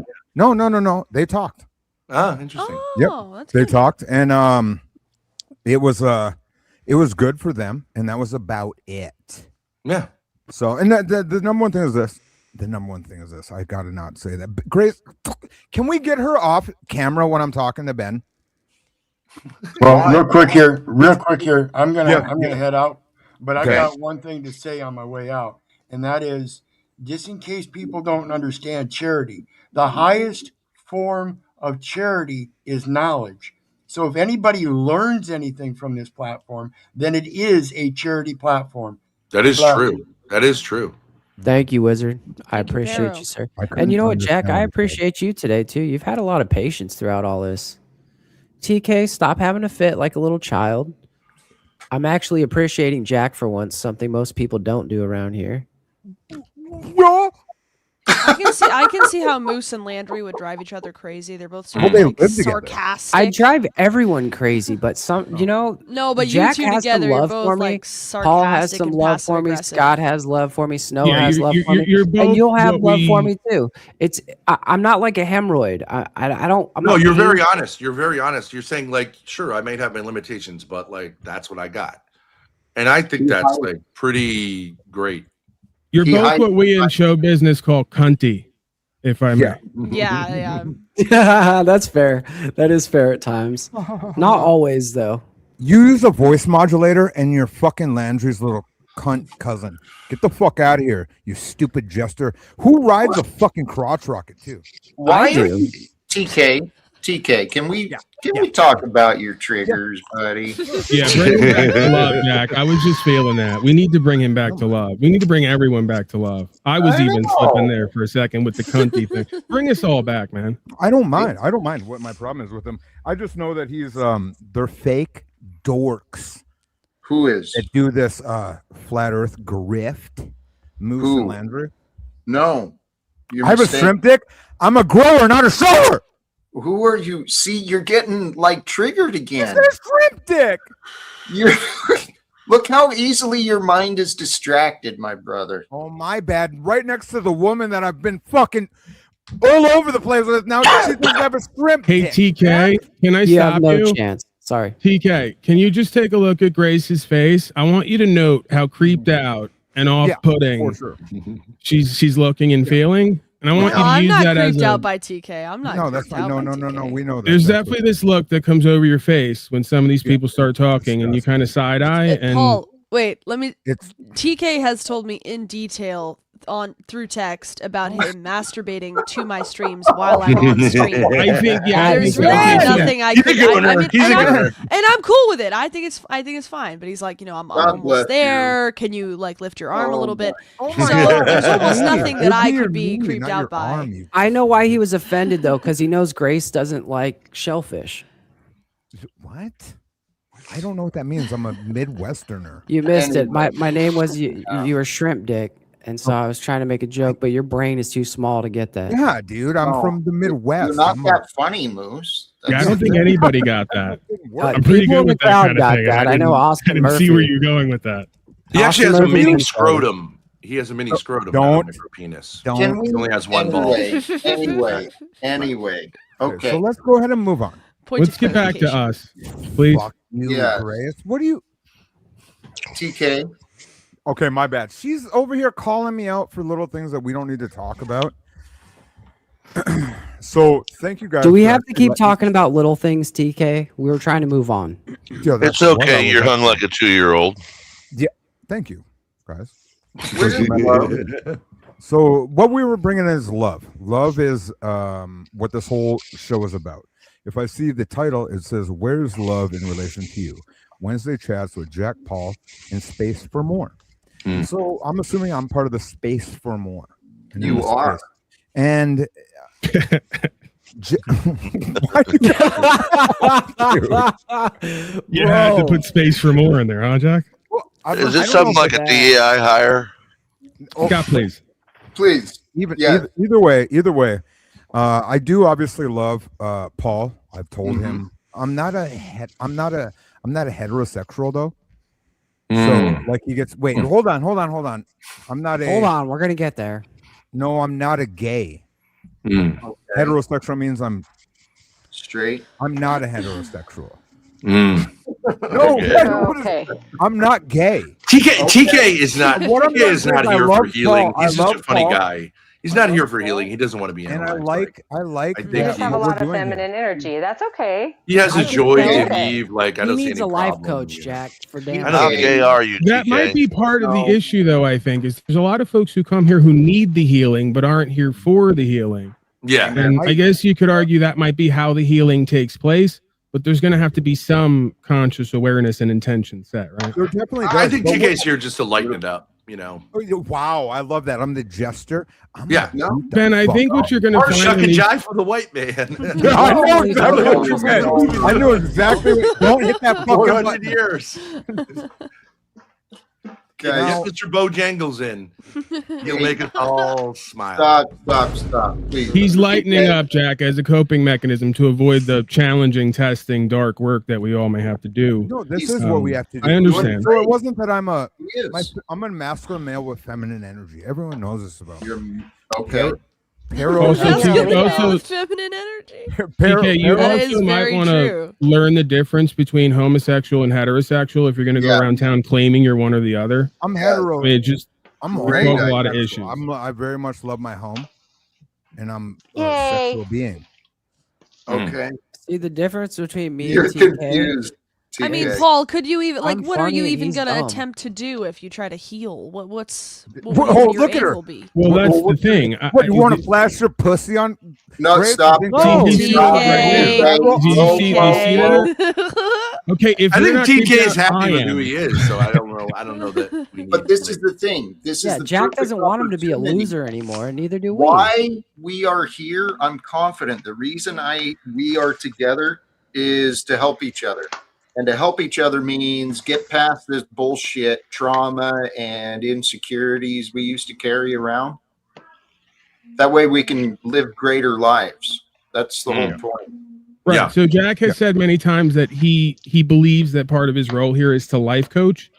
So I agree. I can get in on that sort of perspective and speak to that. It's not necessarily what I believe that it has to be, but that's his role and what he expresses, right? And I see value in that. If we can balance that with a little bit of asylum sort of entertainment. So one can never know where the healing takes place because they have to have an active participant who's willing to be insightful and reflective, look into themselves and how they become who and what they are, and potentially make a change, right? By noting sort of their strengths and their weaknesses.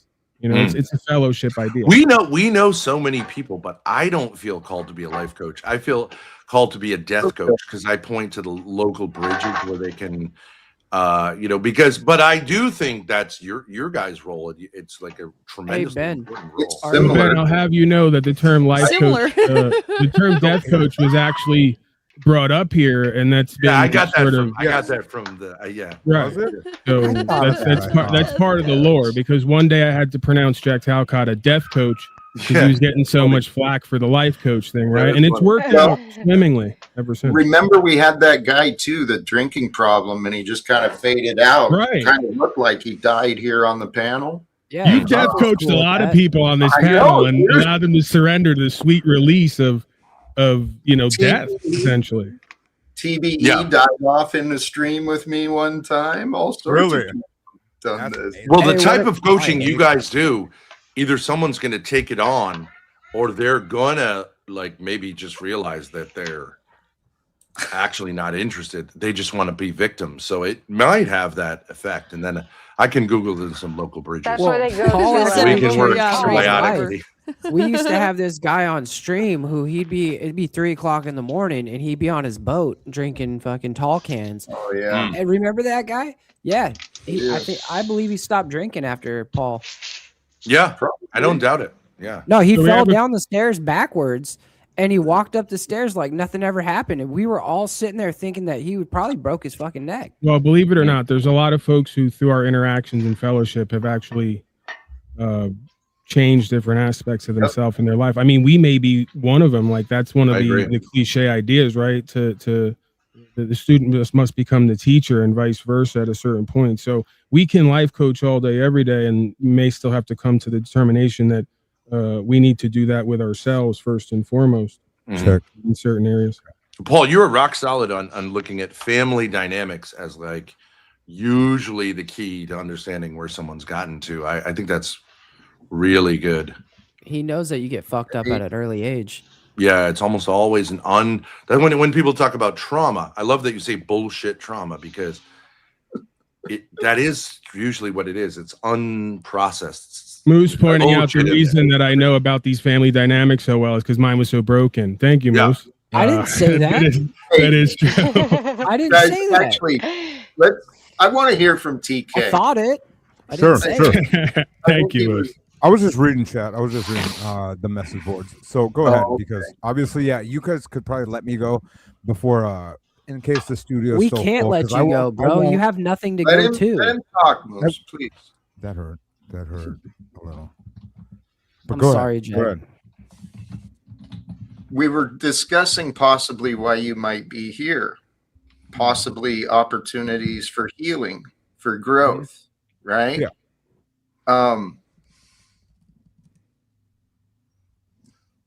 What's your trigger? My thing is this: is I'm a very small penis. That can do it. An opinion on that can do it. Even if it's very wild. I've actually been here a lot longer. I've been here a lot longer than you might think. Okay. I'm a very true into looking into spirituality and looking into myself and being a on top of being like a sovereign citizen and a patriot or like a conspiracy. Why do you talk, pussy? Yeah, Moose, you're literally stepping on everything everybody's saying, and you're not really adding much. So, thank you. Well, what I'm saying is, like, I've already been in the game. I've been in the game a lot longer, and it seems, I know, like a lot of people think I came in with these fucking assholes, but I've been always around, and I'm riding a fine line. I'm riding a razor's edge of where you've went already so deep and you swam so far into conspiracy, and you're also getting older at the same time, and it's like both of them are kind of looking at you face to face, and it's a weird thing to be even a single man and have options that are very open. It's not that I can't get pussy, that I can't go on a date. It's not that I can't, but I really shield myself off from everybody, and I want probably things I shouldn't. And so it's like I don't know what really it is. It's like I'm in a I guess we'll say a clusterfuck of emotions. I'm in my head too much with a lot of You're shit. a wreck. You're a wreck. Yeah. And so right now, I'm shipwrecked. Yeah. But at the same time, I'm still like, my boat is my home, right? I still have a home. I still have a basis. I still have a pickup. I got a career I can still do. I'm not destitute, right? Okay.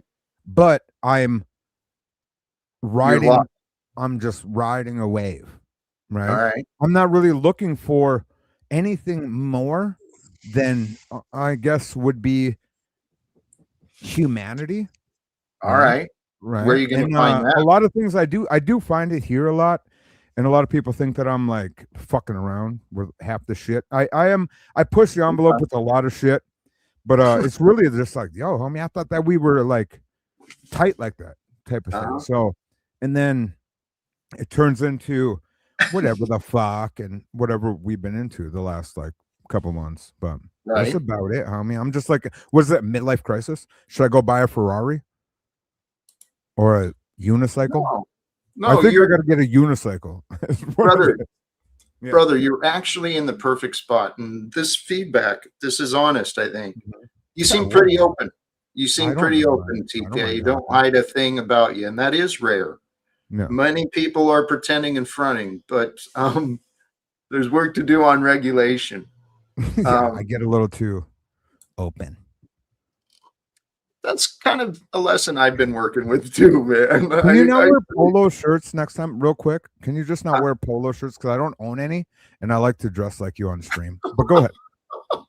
I thought we had a nice thing yesterday. Now I look like Grace, and I feel like we look like twins, and I don't want to ever. You and Grace look more alike. Yeah. You two are in line with fashion today. How does that make you feel? Like overshadowed.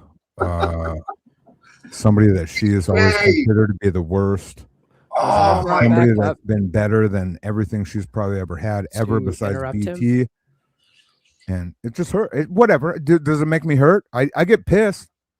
Hey, TK. Go ahead, Paul. Thank you. I would encourage you to not make women or a woman your purpose in life. I don't. Right.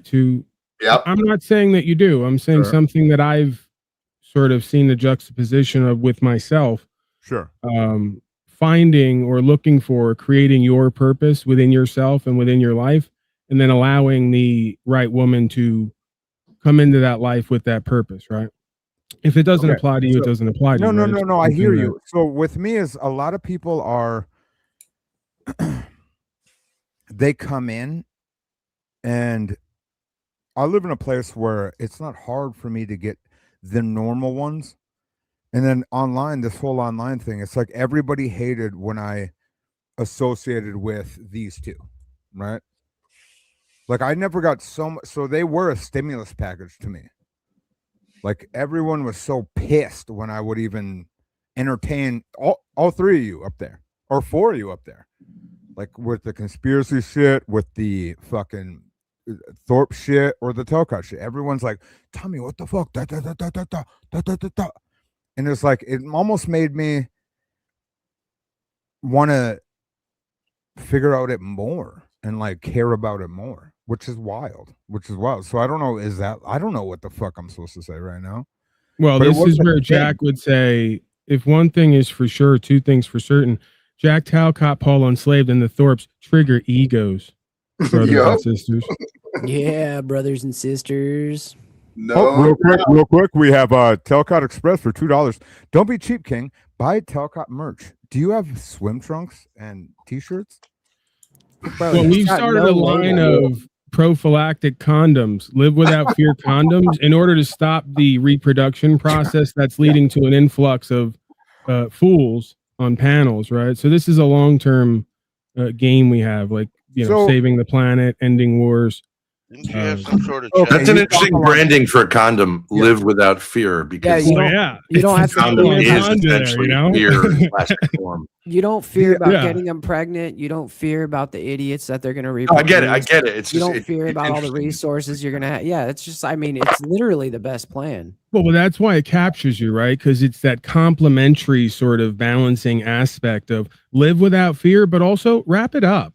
Because who really wants AIDS, People who really live without fear all the time everywhere, they wind up with AIDS. Real? And that's not loving. AIDS is not loving. I could have swore AIDS is fake. I mean, it seems like you could have a guns and ammo brand also called Live Without Fear. It would be kind of ironic. Boom. So it goes both ways. So now we have people in chat that bring up, because I was being so open, a person like Mel. Look, the chat's not up here, TK. What are you, Moose? I'm looking over because I care about the message board posters. No polo, a million sparks. That's the difference. It's no between you and I. pollo. What? Say it again. I missed it.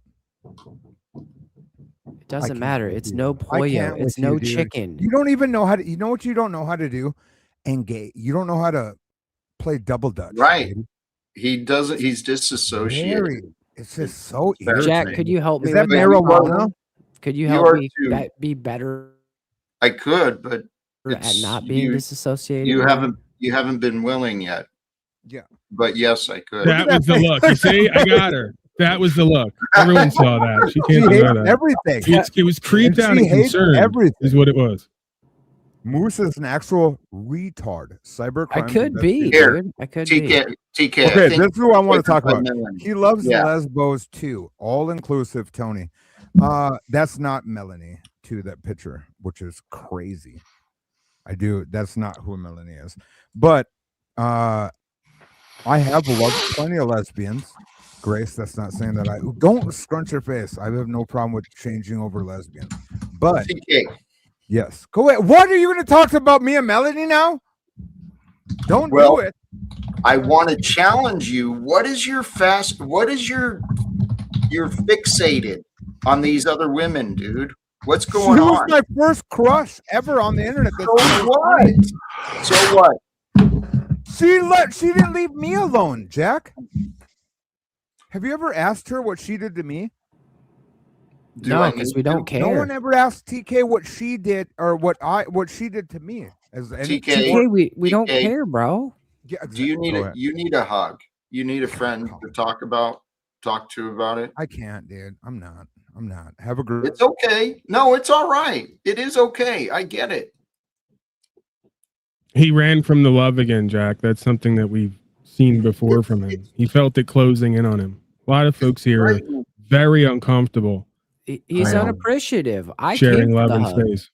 I said, you know what? I want to get back in part of the club. I want to be part cool with everybody again. And if Jack and Paul are gonna get together and we're gonna have the old boys and we're gonna have the golden times again and we're gonna run fucking great, do some great streams or something. Maybe I'd come around sometimes. And Moose, we can't be cool if you're not cool with you. That's what I've been trying to explain right now. But I'm open for the possibility. Like Jack said, I'm very disassociated, and so like that is something that I could probably work on. I'm open to working on these things. Like I'm not saying I'm stuck in my ways for the rest of my life. Like I'm only 40. Shit, I'm not dying yet. I can still grow. I'd like to lift up my brother Paul, because I love what he's doing and I really want Grace to see this, because I think we're going to end up being partners in some ways streaming.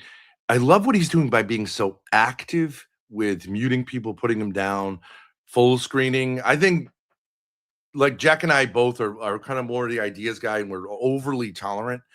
But Paul keeps it tight by saying, like, if you're not contributing, I'm going to bounce you. Doesn't make a big deal of it, but like, it's just, that's a really great complementary skill to have in a streaming duo. Because I think we all experience, and no shade to Jack, that sometimes it's like you're just too kind to some people who are just not interested in learning. And you'll spend a half hour saying like you're not interested in learning, but at a certain point, let's just dispose of it. You know what I mean? So Paul has a certain flow that he keeps, and he knows how to like direct the traffic, and he's not being harsh. He's just saying like, look, you're not doing what we're doing here. So yeah, and sometimes like he throws me in the back just to be like, look, your timing fucking sucks. Like get better at your timing. Right. Exactly. Yeah.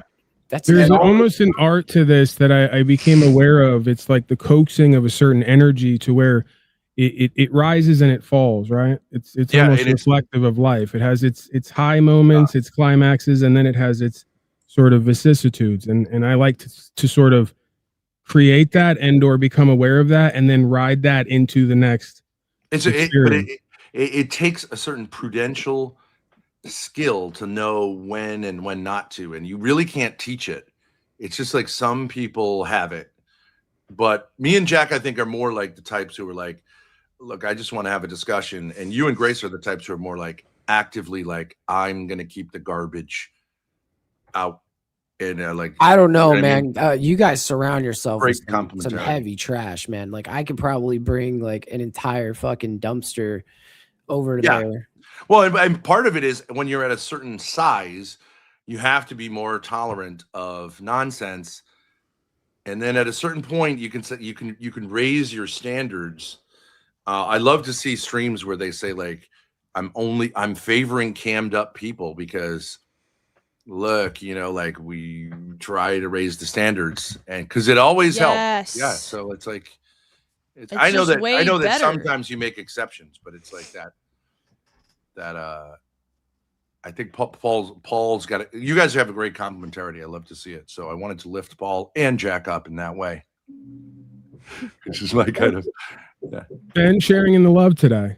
Yeah, I really legitimately I understand people see that as cringe, but like as a Christian, like we should use that kind of talk that's positive. It's just so easy to be negative.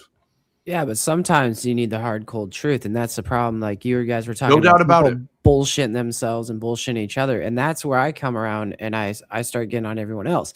But see, that's where me and Paul and me and Jack got into our own disagreements, right? It was with me because when they called me on my bullshit, I was never willing to accept it. I was always like, okay, I'm the guy who's allowed to call everyone else on their bullshit, and yeah, that was cool. That was cool. That is my thing. But here's the key, though, right? But now I have to be open to that. Sorry. No, that's me. But the key of it is as long as you don't go away and then go, yeah, that Paul, he's full of shit and all the rest of it, right? It's cool if it's genuine and real, sort of an acknowledgement or recognition or a compliment, because we feel that, right? Versus what it becomes oftentimes. Just in life, that's just a me thing, right? What I notice in life is that becomes a sort of a mask, right? So Yeah, the only thing I thought earlier that was bullshit was like the fact that like I had an energy shift because like I do feel that like me when I was backbiting on you, right? And we had that whole fallout in the beginning, that right there, like I felt like Landry was doing that to me. And it was one of those things, it was just like, dude, like I just don't want to be part of that. Like now I understand, like I'm trying to grow from that part of my life where it was like, okay, we were in those like cycles of doing that stupid shit to each other, but now I actually want to build something. And it's like, okay, I feel like I'm at the point where I can take accountability, you know, and I can just be that person. Like I'm okay with who I am. I get it. I'm not going to be great with timing all the time. I'm okay with that though. You know what I'm saying? Can I just point something out as well, Moose? I'm pretty sure that just right there, everyone might have missed it. But the Thorpes were probably just messaging each other saying how full of shit one of us was because they shared a letter. No, Grace was busting my balls. There was a chick in chat who's like super nice to me, and her name is Lala. And I messaged her at Lalo. You're so sweet. That easy to make that mistake. I can see that. That can easily happen. That can easily happen. So is a million sparks understandable? TK, you gotta read the room. Okay, bro. we gotta read this. Talcott Express for $2. Grace, any interest in Moose's appearance? Nah. I'm not up here to Hold be. on. I'm not holding on to anything, buddy. Shut your mouth, both of you. You don't know. I'll reread it again. I don't even know if you're Moose. Are you going to understand it after you read it? Can I talk? Talcott Express for $2. Grace, any interest in Moose's appearance? Wait, can I say something before Grace responds? I am amazed at how many young men I see who say they're ugly and that they're unattractive. It's just amazing. They are flatly wrong. Like, remember that guy we were talking to? We like Grace answer. But can I just say it is amazing? It's amazing because Ben, we get it. You want to bang Moose? Look at this stupid No, he's right. No, he's right. He's right. We were Like, talking to a guy the other day. Or I'm autistic. It's like, no, you're not. You're like, I'm all of that. Getting jealous now. Autistic, awkward, all that. We have spoken to a lot of guys. guys He wants to bang Moose, and who say TK is they're over ugly here having when a they're fit not. again. So I think there's something going on. I think TK wants to bang both these above me. Jeez. Okay. Let's get back to love. Hey, Paul and Jack, you guys know I can actually do this. Real quick, Moose. We were getting somewhere though, bro. Like you and I, changed the whole. pussy? No. Go ahead. Segue into the whole thing. We were getting somewhere, and No, then we came up and bullshit. Please pause. Sorry. No, Jack. what I did was as I read. Let's reset. Keep going. All right, reset. Go ahead, man. No, please, TK. What I did is read a super chat that came in. Just because it was against you, look at your stupid hair. Bend your hair down real quick. Why does it look just like Landry? Yeah, that is a Landry. Because you guys hairline. are cousins that live in the same house. And you guys Landry's are a good-looking guy. Landry's a good-looking guy. Yeah, no. Landry's a 100%. hunchback. Bro, I wear a pussy. hat all day. That's why my hair's like fucking that. serious? Why are you in your feelings? I'm explaining. I wear a hat all day for work, homie. Because That's she why loves my his hair's cock like is always this. fucking- And this, I live in the snow. I get some hair so that I way live in the fucking snow, dog. That's a good-looking beard. There's no problem with the beard, I think. I'm a North Dakota, homie. Why are you so upset? Where you at? TK, calm down, brother. Yeah, dog. I'm in North Dakota, homie. TK. Hey, Moose can. Dakota gang. I'm sorry for triggering you, bro. Let's Dude, you look like a mouse. Hands up. Don't shoot, dog. Don't shoot. Fuck, I'll break your But can fucking I hands ask, like, in with how do fucking- you affirm? I'll fuck young you men up, who you think he's dork. I'm in unattractive? North Dakota, homie. You're a pussy. You're a What? scared little pussy, just like your bitch ass little cousin. What if a Guys. woman tells him he's good looking? Fuck that shit, dude. Fuck She'll just that think shit. he's Hey. being Fuck nice. Whoa. It's Take a true. breath. I'm sorry, That- Jack. That is not what I would like. When I try to troll people, I don't try to No. go for that. That's That wasn't you. That wasn't you. He worked himself up. Memories Jack. of you and Landry. Jack, one of our sons is here. I saw. What do you think? We're gonna have to probably have a conversation with him. You know, every half hour or so, he needs our attention. Let's see what he has to offer. Yes. The optics are. the optics are high, brother. I know. All right, go ahead, Slay Queen. What do you got? I gotta disagree with Grace and Ben when they said Lando is good looking. Have you seen his hairline and how young he is? So you Having could do better. receding Is what you're hairline does saying? not make you unattractive. It doesn't. It looks like Only he has if you're thinning pubic super hair glued to his self-conscious head. about it. There are so many bald men who are like absolute ballers, no problem. Look It's at just Jude. the Look at self-consciousness about it. So Grace, look you at, saw a look date at with Jude. Lando. Look Lando at likes look doing at Jude Law. Look at Jude Okay, so Law. Yeah. Lando Snapper, likes get on doing in camera real real time fast. Hairline content. all the Prince way William, back. baller. Yep. Grace, this is how you could get at Jeremy. Go take Lando out on a date, and both you guys are content whores. So imagine what I would think come we out of are. that. I think we are going to see Landry at some point. We're going to go to Austin. He's in Texas. Hopefully, it'll be a big group, and we're going to try to get on Kill Tony and stay. At I his say place. MBGA, make baldness great again, but unfortunately, you shouldn't be wearing a cap because that would contradict it. So you have to have a headband or something. Make baldness great. I wanted to ask the Thorpes if we could give Paul the same. Remember you did that thing with Jack to find out Wait, what like he Snafu, was. look at TK. Look at TK. Do you think that it's like seriously reduces his attractiveness that he's bald? TK doesn't look like a fucking AIDS infested victim like Landry. I think TK would agree He with looks you. like he's sucking something down. It's like His neck looks crazy. TK looks healthy. Landry looks skinny-ish, like not healthy. You're muted, homie. We can't hear you. And why are you making those weird ass faces, dog? Looks fucking weird. He's what's that called? He's mogging. Is that called mogging? Mewing? Mewing, isn't it called mewing? He's mewing. You're still muted, TK. What is mewing? Don't tell him. By the way, California's on high alert Mewing for is when you drone exercise attacks, your- Jack. Did you know that? I missed that. What was that? Sorry. The United California. States put an alert for the West Coast for drone attacks just a few hours ago. I heard something. Why would it be West Coast? I'm mogging. Well, I Am mean, mewing? coastal. It would be the easiest way to get Yeah. drones, versus naval. My pins at player. Oh, from ships out. Yeah, TK, yeah. Oh. What? But I'm sure that What? there's a lot of sleeper cells within the states themselves. So who knows? Really I've how heard that there aren't many, so I'm glad. I don't know. I don't You think think Iranian sleeper cells, or you're saying Muslim fanatical? I think at this point it's more than just one. Like I mean, really, that's what Briggs kind of showed us. The financial reset with Briggs, every country, but Please, on a serious note. But I wanted to ask. I really wanted to see if we could Jack get that just said, thing. please, on a serious note, give him a second, snappers. Thank you, Mo. We've got some psychopaths in the United States government between Hegseth and Trump and this War Department. What they're doing is disgusting. And the facts are the facts. Donald Trump, there is written evidence of some pretty sick accusations of him and minor children, right? The man's a criminal, just like Netanyahu's a criminal. Hey, I could be mistaken. I don't know. Paul, would you be willing to do that?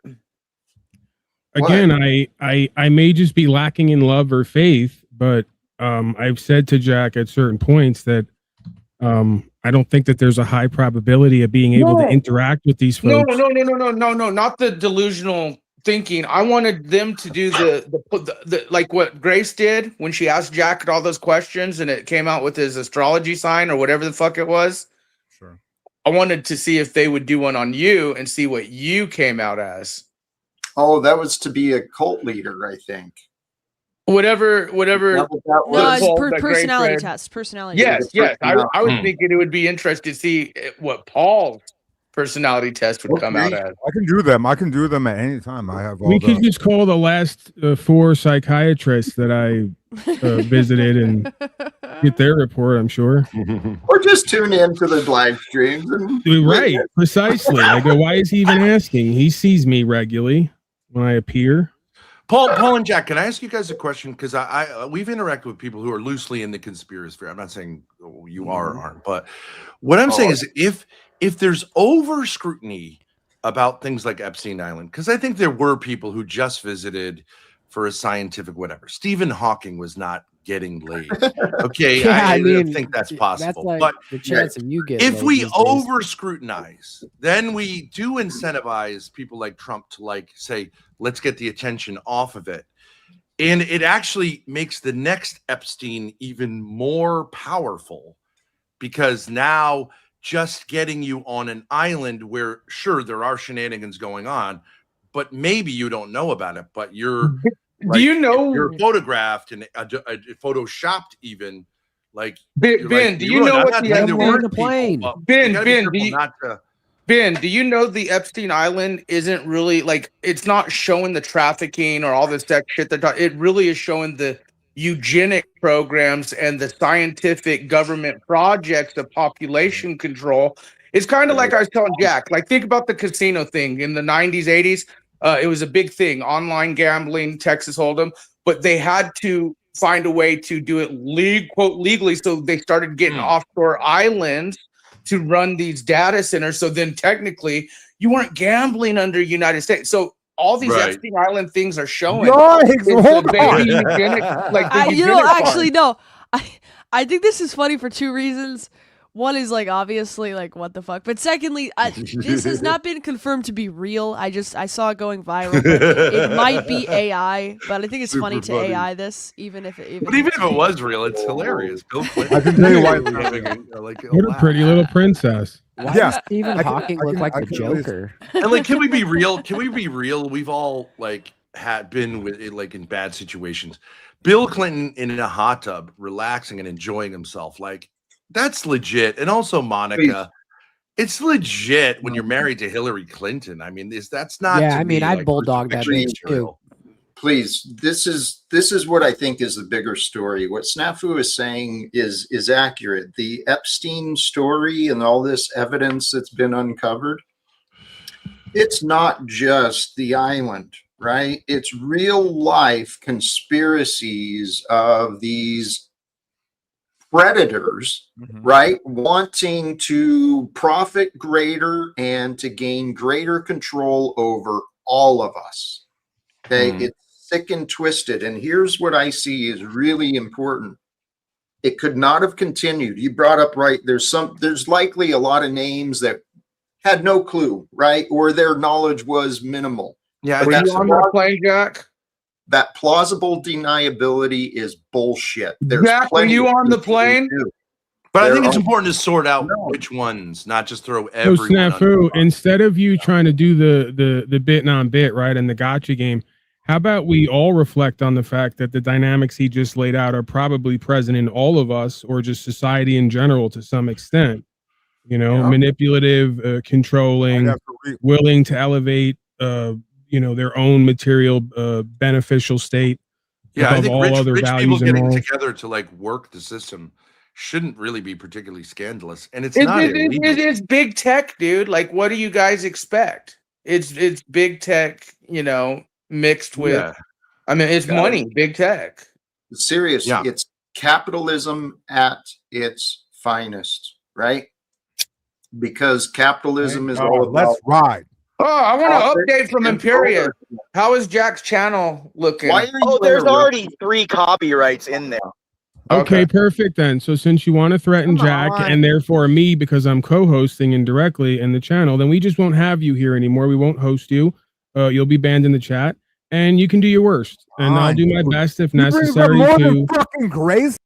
And I'll do my best if necessary to counsel with Jack privately to get all the strikes removed, like I have dozens of times on my channel, from you miscreants who are powerless in yourselves and in your life and have to resort to underhanded behavior. You will be dealt with by God as well. Trust and have faith in that. Have you looked into the actual files that they've been releasing and the eugenic farms and the programs that are actually like coming out? How is that relevant? Because it shows that It shows that you and that character are exactly like the people that you want to shit on. Exactly what I just spoke about, the revelation that you're controlling, manipulative, underhanded scum. Will do whatever you have to do to get what you want, and what you want oftentimes are not the highest good. What is Imperius threatening to copyright strike? It's a panel. What would it even be? Because we won't allow him to do and be whatever he wants here outside of what we wish to have here and create here, right? He's another petulant child who's going to tantrum because he can't get on the coffee table and say he runs the house. Right. And so, sorry to interrupt, but what Snafu was jumping at him with was yesterday's stream. Imperious made these threats of getting, I think he said some things that were, maybe shouldn't have been said, and threatening to strike, threatening to get me taken down. And so here we are again today. Snafu's calling him out, but this Imperious, he's and actually, Paul, can I finish, Jack? Because Paul rudely fucking. You just did it the other day with Gabriel, and yeah, I laughed and giggled at it because I was caught up in the nonsense. But upon reflection, I probably shouldn't encourage you. Okay, yeah. You struck his channel because you couldn't be a part of the award show. Why? Because you never done anything to get an award for other than biggest pain in the ass. Right? Isn't that the bottom line? Oh, so okay, Mr. Top Guru. What'd you strike his channel for? He didn't violate terms of service. It's bad faith, dishonorable behavior. There's no other way to see it. Go strike team, go. Oh my God. Go strike team is you and your right hand. Same person is fucking you tonight. Insane. Are you done? Paul, I could do a bet. Hey, Matthew. Hey, Matthew. Hey, little Matthew. Hey, Polly boy. It's scary when Paul has no clue what he knows because he has no clue about what's going on with the Epstein files or the Dude, baby. You have no. I have no clue about it. Jack, the guy who 4 years ago was jumping up and down like a suburban housewife, yelling Donald Trump, wearing a crumpled up red hat like a bozo, when I've never supported these people and I've been reporting on this stuff for the last 2 decades. I know. So let's not play this game. He's projecting. Tell us about the. Calm down. No, because Jack doesn't want to talk about the Epstein files right now. You're obsessed with pedophilia, creature. You're obsessed with all things pedophilia related. You're obsessed with. It's bizarre. Paul, I'm actually curious. More lies. We're talking about. Pause. Go ahead, Grace, please. Well, I'm curious because I know this is a certain sector of the internet, but you're familiar with like kind of more of what I've been in, like IRL kick streamers, like Ice Poseidon, those kind of guys. You familiar with any of that? I'm not really involved in all that. I know you're not involved, but I'm not familiar with most of the streamer folks. Well, I know a particular guy because I know streaming means one thing to us, but I know a particular guy who actually got me into IRL streaming, named Darius, and he's one of these Gen Z guys. He's kind of likable, charismatic, but he's fallen into the trap of getting arrested, getting into domestic violence things with crazy women, having casual sex with other female streamers, and he's kind of looping. Very sensitive guy, though. I'm sorry, I had to set the alarm off on you because I hear you, but like whatever you think about me, it's that times like a billion with way less like actual. Well, and also he has a big audience. Yeah, that's true. But was there a question here? You said there was a question here. You pretty much. No, so I'm curious. What would be your take on, someone who gets lost in the spiral for content in stupid kind of vaguely semi-criminal activity for views? Like, how would you help someone out of that? Because I had this guy reading Romeo and Juliet on stream. That was funny, but he's since then sort of, spiraled. Well, I think one of the revelations I came to at a certain point is that all of life is essentially a cycle or a loop, as I call it. So, like that old symbol of the Ouroboros, the snake with a tail in its mouth. So, just like night becomes day, day becomes night, we wake and we sleep, we eat, we defecate. We're all cycling or looping and doing some of the same things over and over again. But don't you think that what I pointed out to Darius, he's got a great dad who's in the entertainment industry that he will not connect with. Mm-hmm. And I just really, but he now says like he wants me dead.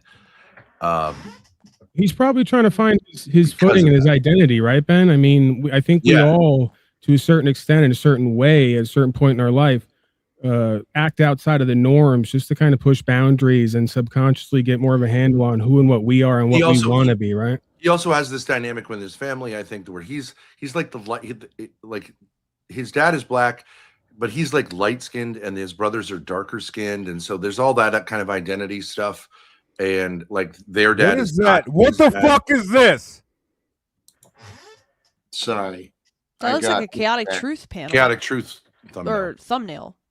Maybe. Paul, when you say spiral, I don't think, so you said loop. I don't think you mean just a loop. I think you mean, what about this? It's more like spiral. And so, oh yeah, if you believe it can either be down or up, but I'm sure like as a spiral is sort of like you're going over the same paths over and over again, but you're sort of expanding outward. Right. And So I've negative described spiral it is like going over the same paths and just expanding downward. I like that you see that because I've described it as the Milky Way they talk about is that spiral, and also the DNA stranding is the spiral, right? So I actually characterized it that way. It's not necessarily that loop, but I think that symbol is an archetypal symbol for a reason, right? Because at some point in conscious and awareness, the being has the revelation that, oh my God, we're looping here. The snake has its tail in its mouth. It's chasing its tail. You know, and I think the majority of folks just stay in that layer of consciousness for the beginning till the end of their life, right? It's just kind of looping on patterns and behaviors based on false identifiers. Yeah, but what would you say to somebody who says like a lot of people say like religion and talking to your dad is cringe, like it's boring, and I don't really want to do it. It doesn't get me money. Like it's lame. And, you know, everybody's going to say I'm obsessed with my parents. I can't move on. I'm not, you know, a badass. You know what I mean? Like that's a huge thing for people is like, I don't want to be lame by talking about this. Sure. But isn't that part of, again, finding your own identity outside of what other people expect from you or are going to praise you or condemn you for? And then there's also the aspect of personal growth and development, right? If you spend your whole life chasing money and content, you're never going to have those real conversations and those breakthrough revelations.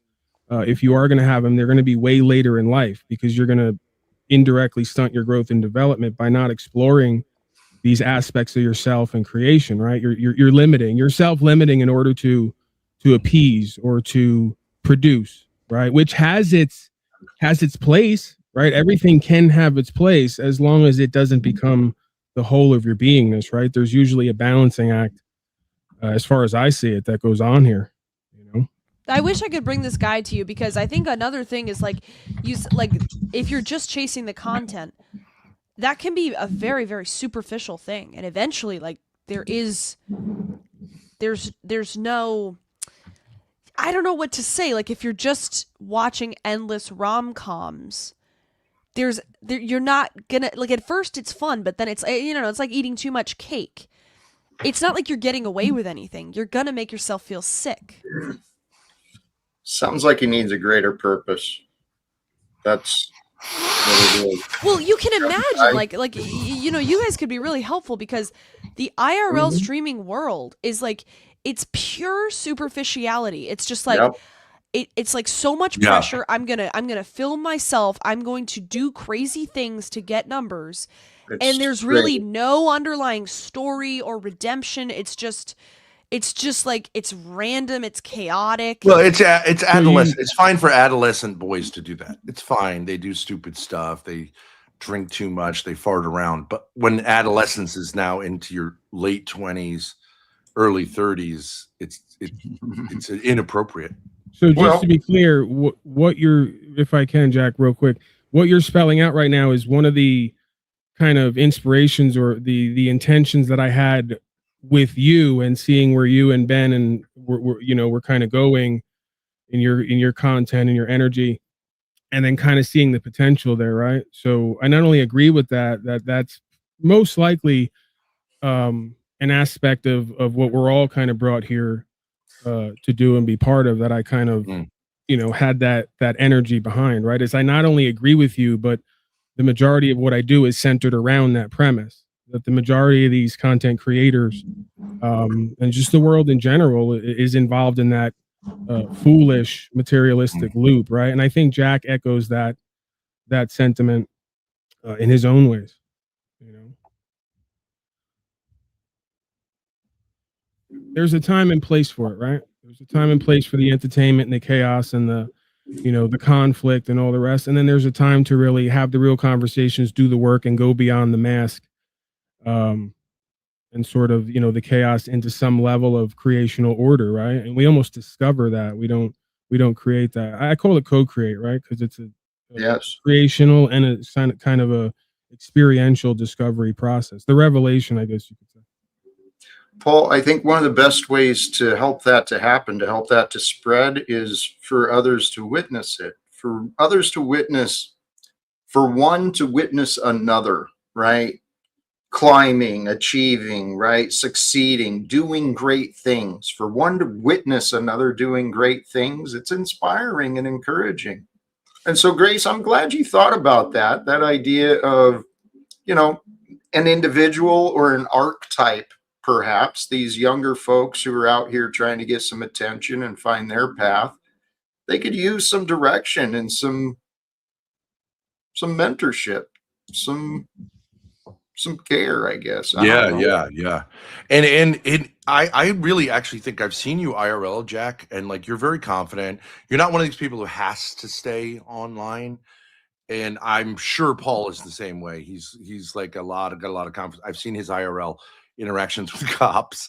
It's he's good. They're for Keno. They're Oh Keno. yeah, like he holds frame like nobody else. But and that Again, does another potential fat joke. He holds the frame. No, you get attention, just like I know. This But, young like, lady too. if you start interacting, you will get huge numbers because you're doing something different than what they're doing, and there'll be a lot of hostility because now it's like a dad's going to come in. They're super invested, but they will also be like, "You must die. Get dad out of there. He's a loser." All the stuff you can imagine. Boomer, Yeah, you're old. You can never get laid. Whatever. Grandpa. Who cares? You know what I mean? But you guys, I think, would be way more able to do it. I just get sick of it. I'm like, you know, again, I become the death coach, and I have very little interest. I like the idea too. I think it's a grass is greener thing with me. I like the idea too, after delving into all the like morbidity and the darkness, the test, the challenge, the slavery, the genocide, of incorporating a different aspect of me, right? Like almost going to live on a cruise ship for a month and prepaying it, going to the casino, doing some casino content, right? You know, it's a whole world there, right? While also kind of gives you a different sort of way to enjoy your life or experience your life. Because when you do what I do and deal with these folks and just the material and all the rest of it, as I'm not bitching and complaining, but as odd as it sounds, it does take a toll on you, right? And it's fun to mix it up. It's fun to mix it up. You two guys in an RV, and an RV is not like undoable. People would think it was epic. You two guys, and I know that you don't want to have cop interactions, but like if you have them, because these guys are super hostile, like Paul knows how to handle cops like nobody's business. So, and that the Jack ain't afraid either. The viewers flood in for the cop stuff, which is mostly stupidity, but like you gotta hook them on that, and then you keep them on the meat. You know what I mean? But you hook them on the wowie factor, and it's a pretty good formula. And what's interesting is you don't pay for the diesel. They pay for the diesel. They pay for the repairs. You know what I mean? Once you start getting an audience, you're making money traveling and having fun, you know? So I like the idea of people being... It's always good to have a female with you, though. It's good to have an attractive female. That's the one element that like really works. But like you guys would be... Bro-10 can be okay, though. Yeah, there's a certain like, buddies on the road content. But... I like the idea of people being sort of, you know, because Zoomers are very into like arcs and timelines and stuff. I like the idea of my generation getting invested in religion or theology or spirituality, whatever it is, just to make their life more interesting. Because if you have a storyline with no like underlying plot or reason, it just ends up being like really superficial and stupid. But like, you know what I mean? Like, I really think people are invested. Like, I know that people say like, oh, this is like this tiny corner of the internet, it doesn't really matter or whatever. But like, if you have an investment. It makes you way more interesting than if you don't. If you're just bouncing Yeah, around, there's you don't meat care on about the bone. Yeah. Yeah, like Well, you're politics talking about matters, popcorn and theology candy all the time. matters. Yeah, it's like it doesn't have to be the main thing, but it makes your content more Yeah, interesting. like Jack's thing with the Postal Service would just be interesting if they just stopped in at post offices. He knows, he can see what's going on, give him an inside scoop. They can visit the, the headquarters. People would find that interesting because like no one really thinks about the Postal Service, other than as a joke, like they go postal or Newman on Seinfeld. Like it's more interesting than that. And they get to know you, your lore, the story. You become more than just a superficial guy they know. And there will be people who are like, I'm just a Talcott fiend because you guys bring it. You guys have it. Some people don't. Thoughts on that, Mr. Talcott? You're on mute. There's a lot of opportunities, but my hope and my ideas are a little bit different. I could envision going in perhaps on a live stream, but I don't think that would be my best approach, into the USPS headquarters again, speaking to the executives about what's going on. But yeah, because you think it would be rude or inappropriate. Well, I get that, but you can still just show the building. You go in, then you come back and talk about what you talked about. People like you have the suspense that level. could happen. You don't have to. I agree, because a lot of times when we're interacting with police or the FBI or something, we don't. Live streaming can be inappropriate, but you're always mostly able to actually exercise the First Amendment. But apparently, I'm not. You could also run a chain too, as well, Jack. I could be, home base here, and you could be on the ground since you're at the Capitol, right? You know what? At some point, I'm going to get back to, as they call it, more IRL stuff. But well, I know you guys have like panels and stuff, but like I would just say it would be interesting to me, if you wanted to review. Just because I know them, you could review other people too, but like some of these people I've interacted with who are sort of in different spheres, especially the guys, because I like Paul's analysis and Jack's as well, and they could be like interesting, like case studies, like psychological studies, like Jeremy was. And they might actually, and they might and come Adam, on. Jack interact with them. It was great, but then I think they just feel like I'm too cool for this, Yeah, but the fact that you have a panel is great too, because they might hit the link. You never know. It is a way of drawing people in. Yeah, I will tell you, it is amazing. People can be really big YouTubers. Not that we really like are super connected with any huge YouTubers, but they can like have like a substantive amount of subscribers. And if you make a video about them, they're like likely to see it. It's like 60 to 70% they're likely to see it.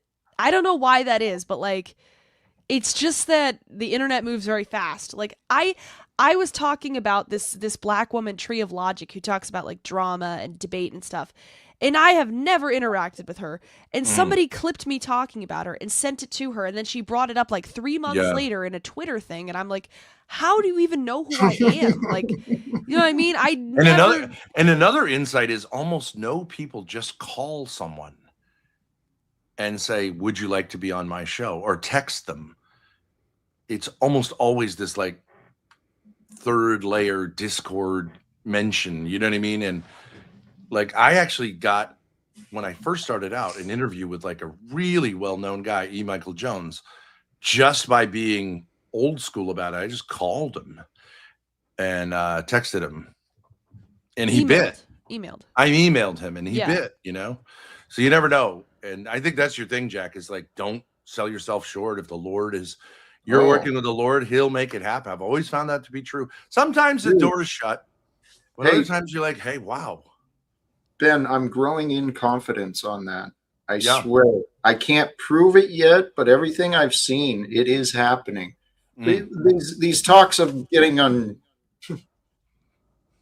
anything is possible. I know that. It's happened in my life several times. Things I thought would never happen, they happen.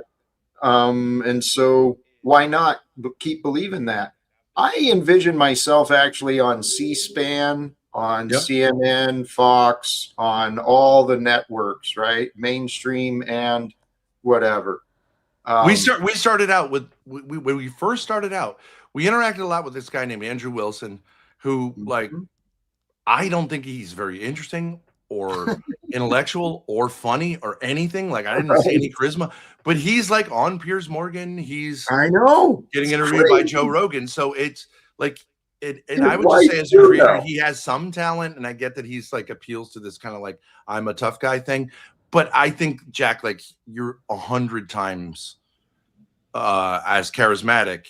And with Paul too, I love this. He's an dynamic that you operative. guys The do. bottom line is a lot of these people get their audience and their base through the algorithm push because they're willing to toe the mainstream narratives and lines of either left-wing radicalism or conservatardism, right? Yeah, right. And if It's you'll- it's if you'll- easy. It's easy. Yeah. But then again, it is always true. I wouldn't be too pessimistic. It's always true that something fresh will break through, because if it's just recycled Fox News bullshit, like I mean, it's saturated. So people do look for something new. And Jack has a kind of like authentic. It's like semi-guru, semi. You know what I mean? Like old school. Like the Grace was just telling me in text. Like I love Jack's polo shirt and his chain, The bracelet, you know, the and chain. she loves that kind of retro stuff. And you know, she's not the only one. So, anyways, But we'll leave you with that, guys. We're gonna go narcissistic binge on Chaotic Truths about us. Panel about us. Yeah, our ego must be fed. Our ego must be fed. Oh, okay. Is that already going? Yeah, but he's doing his intro. Perfect. Look at the thumbnail. It makes us look totally different, which is interesting that people would do that. It's so funny. It's like he AI'd us 5 times. I was like, okay, perfect. Yeah, let's make these people look better, and it doesn't look like us at all. So I guess that's what it is. What it is. Insult. We'll see. Well, thanks for having us up. Bye, guys. All right, guys. We'll see you later. Thank you very much. Along those lines, I just want to say, Jack, the unslaved effect is in effect here, if I'm noticing correctly, and possibly even a semi-Thorpe effect, right? What do you mean? Please. Just some energy, some numbers, you know, a direction here, kind of a, you know, in a way, all things coming together. Am I breaking up? Is my audio clear, or what's going on here? I hear you clear. Okay. Yeah, I think that we've had a successful merge thus far, as you would call it, broadcast wise. Scott to be taking his leave. I'm going to throw the link again. There were some folks in the back. I know you guys get upset. I saw you flailing back there. You know, like you were on a ship that was going down. Come get me. I'm here. I'm right here. You know, just flailing your arms. So if you want to return, don't take it personal. You know, sometimes we're going to put folks in the back to have an interaction to change the energy a little bit, you know, take it down a road and then circle back around, you know. So, that's what it's about. And Paul, thank you. I actually think it has been going real well together. I genuinely appreciate you joining and jumping in. There's there's so much going on, and you do a great job of kind of paying attention and listening. We've got incredible opportunities, brother. I think the numbers showed, and that was something too I forgot to point out. If you look, there has been I've witnessed a lot of positive feedback from last night's stream, and I felt tonight was amazing. I saw a lot of great stuff in the chat again tonight. This might be something. Get Grace on board and encourage Ben. Ben said he wants to go read a book in the woods, right? And just step back. So we can encourage him to go do that. Who knows? All sorts of stuff. I could see a little bit of both of those aspects reflected within me, you know, within my life, where there's a bit of excitement or anticipation or inspiration for what I am allowed to do, right? Or what I, you know, would want to do, what's available to me, versus this other aspect of me that's just kind of like, you know what, I like the peaceful and relatively mundane. Maybe I don't know if you know if it's that I like it, but I've been challenged to find peace within the day-to-day supposedly mundane, right? Starting within myself, having to come back to that, right? That's something that I had found early on in my journey, on YouTube that I was kind of overlooking, right, or being distracted from. So I kind of had to come back to that center in a way, for myself, and I'm sure that it helps for others around me who experience me as well. So That's a practice for all of us, though, genuinely. The practice of returning to the center, returning to your present, and just being with peace. Because the world will pull us a million different degrees and people won't even see what they're doing. But Paul, I got great hopes and excitement, man. There's incredible things happening with us. You're rubbing the backs of your knees, aren't you? You got that look in your eye, you little devil. Future tripping if I am, but no, not yet. The hands are here. Okay. Soon enough, I will be, though. I'm going to do some last words unless you want to hang out. Listen, I'm getting completion energy from you. So if that's the case, just say it, right? Don't be shy. I wrap it up. Yeah. All right. Yeah, I'm kind of feeling that too. Yeah, I'm feeling that. It whether we want to or not, it's almost like part of it is reading what's meant to happen, right? And I'm getting that vibe that we've come to that point in the experience. So, hey, what else is there left to be said? Choose love, peace for everybody, live without fear. Amen. Blessings to everyone. Sincerely, Pack Talcott, aka Paul Unslaved. Proper instruction motivates people. We'll get it all linked and put together. Brothers and sisters, sincerely. The thumbnail is what it was. The reminders are what they were. The idea is, and the reminders I'm referring to are in the description. I encourage folks, spend a moment if you haven't yet, check the description, see the words of wisdom. Go back in, tune into the monologue and speed it up and go through, see what happens to happen for you. But brothers and sisters, the topic today, filled with love from me to you. Where is love in relation to you? I saw love, right? Love comes across in chaos and confusion, but you know what? Love is persistent. Love brings everything together. And I saw, once again, some amazing, incredible people today having important conversations. And I hope all of you who tuned in, whether in the live or the later, I hope you've done the subscribe thing and the like thing. And I hope you return back later because I hope you found something you're looking for. Just a reminder, I do have a set. We're going to chase, for those who are willing and interested, you're welcome to chase the Thorpes over there on Chaotic Truth Live. And if you follow that way, please share love from me and you, brothers and sisters. Thank you again. Friday, forgot to mention this to Paul too. Friday, I do have a guest scheduled. I'm not sure about tomorrow's stream yet.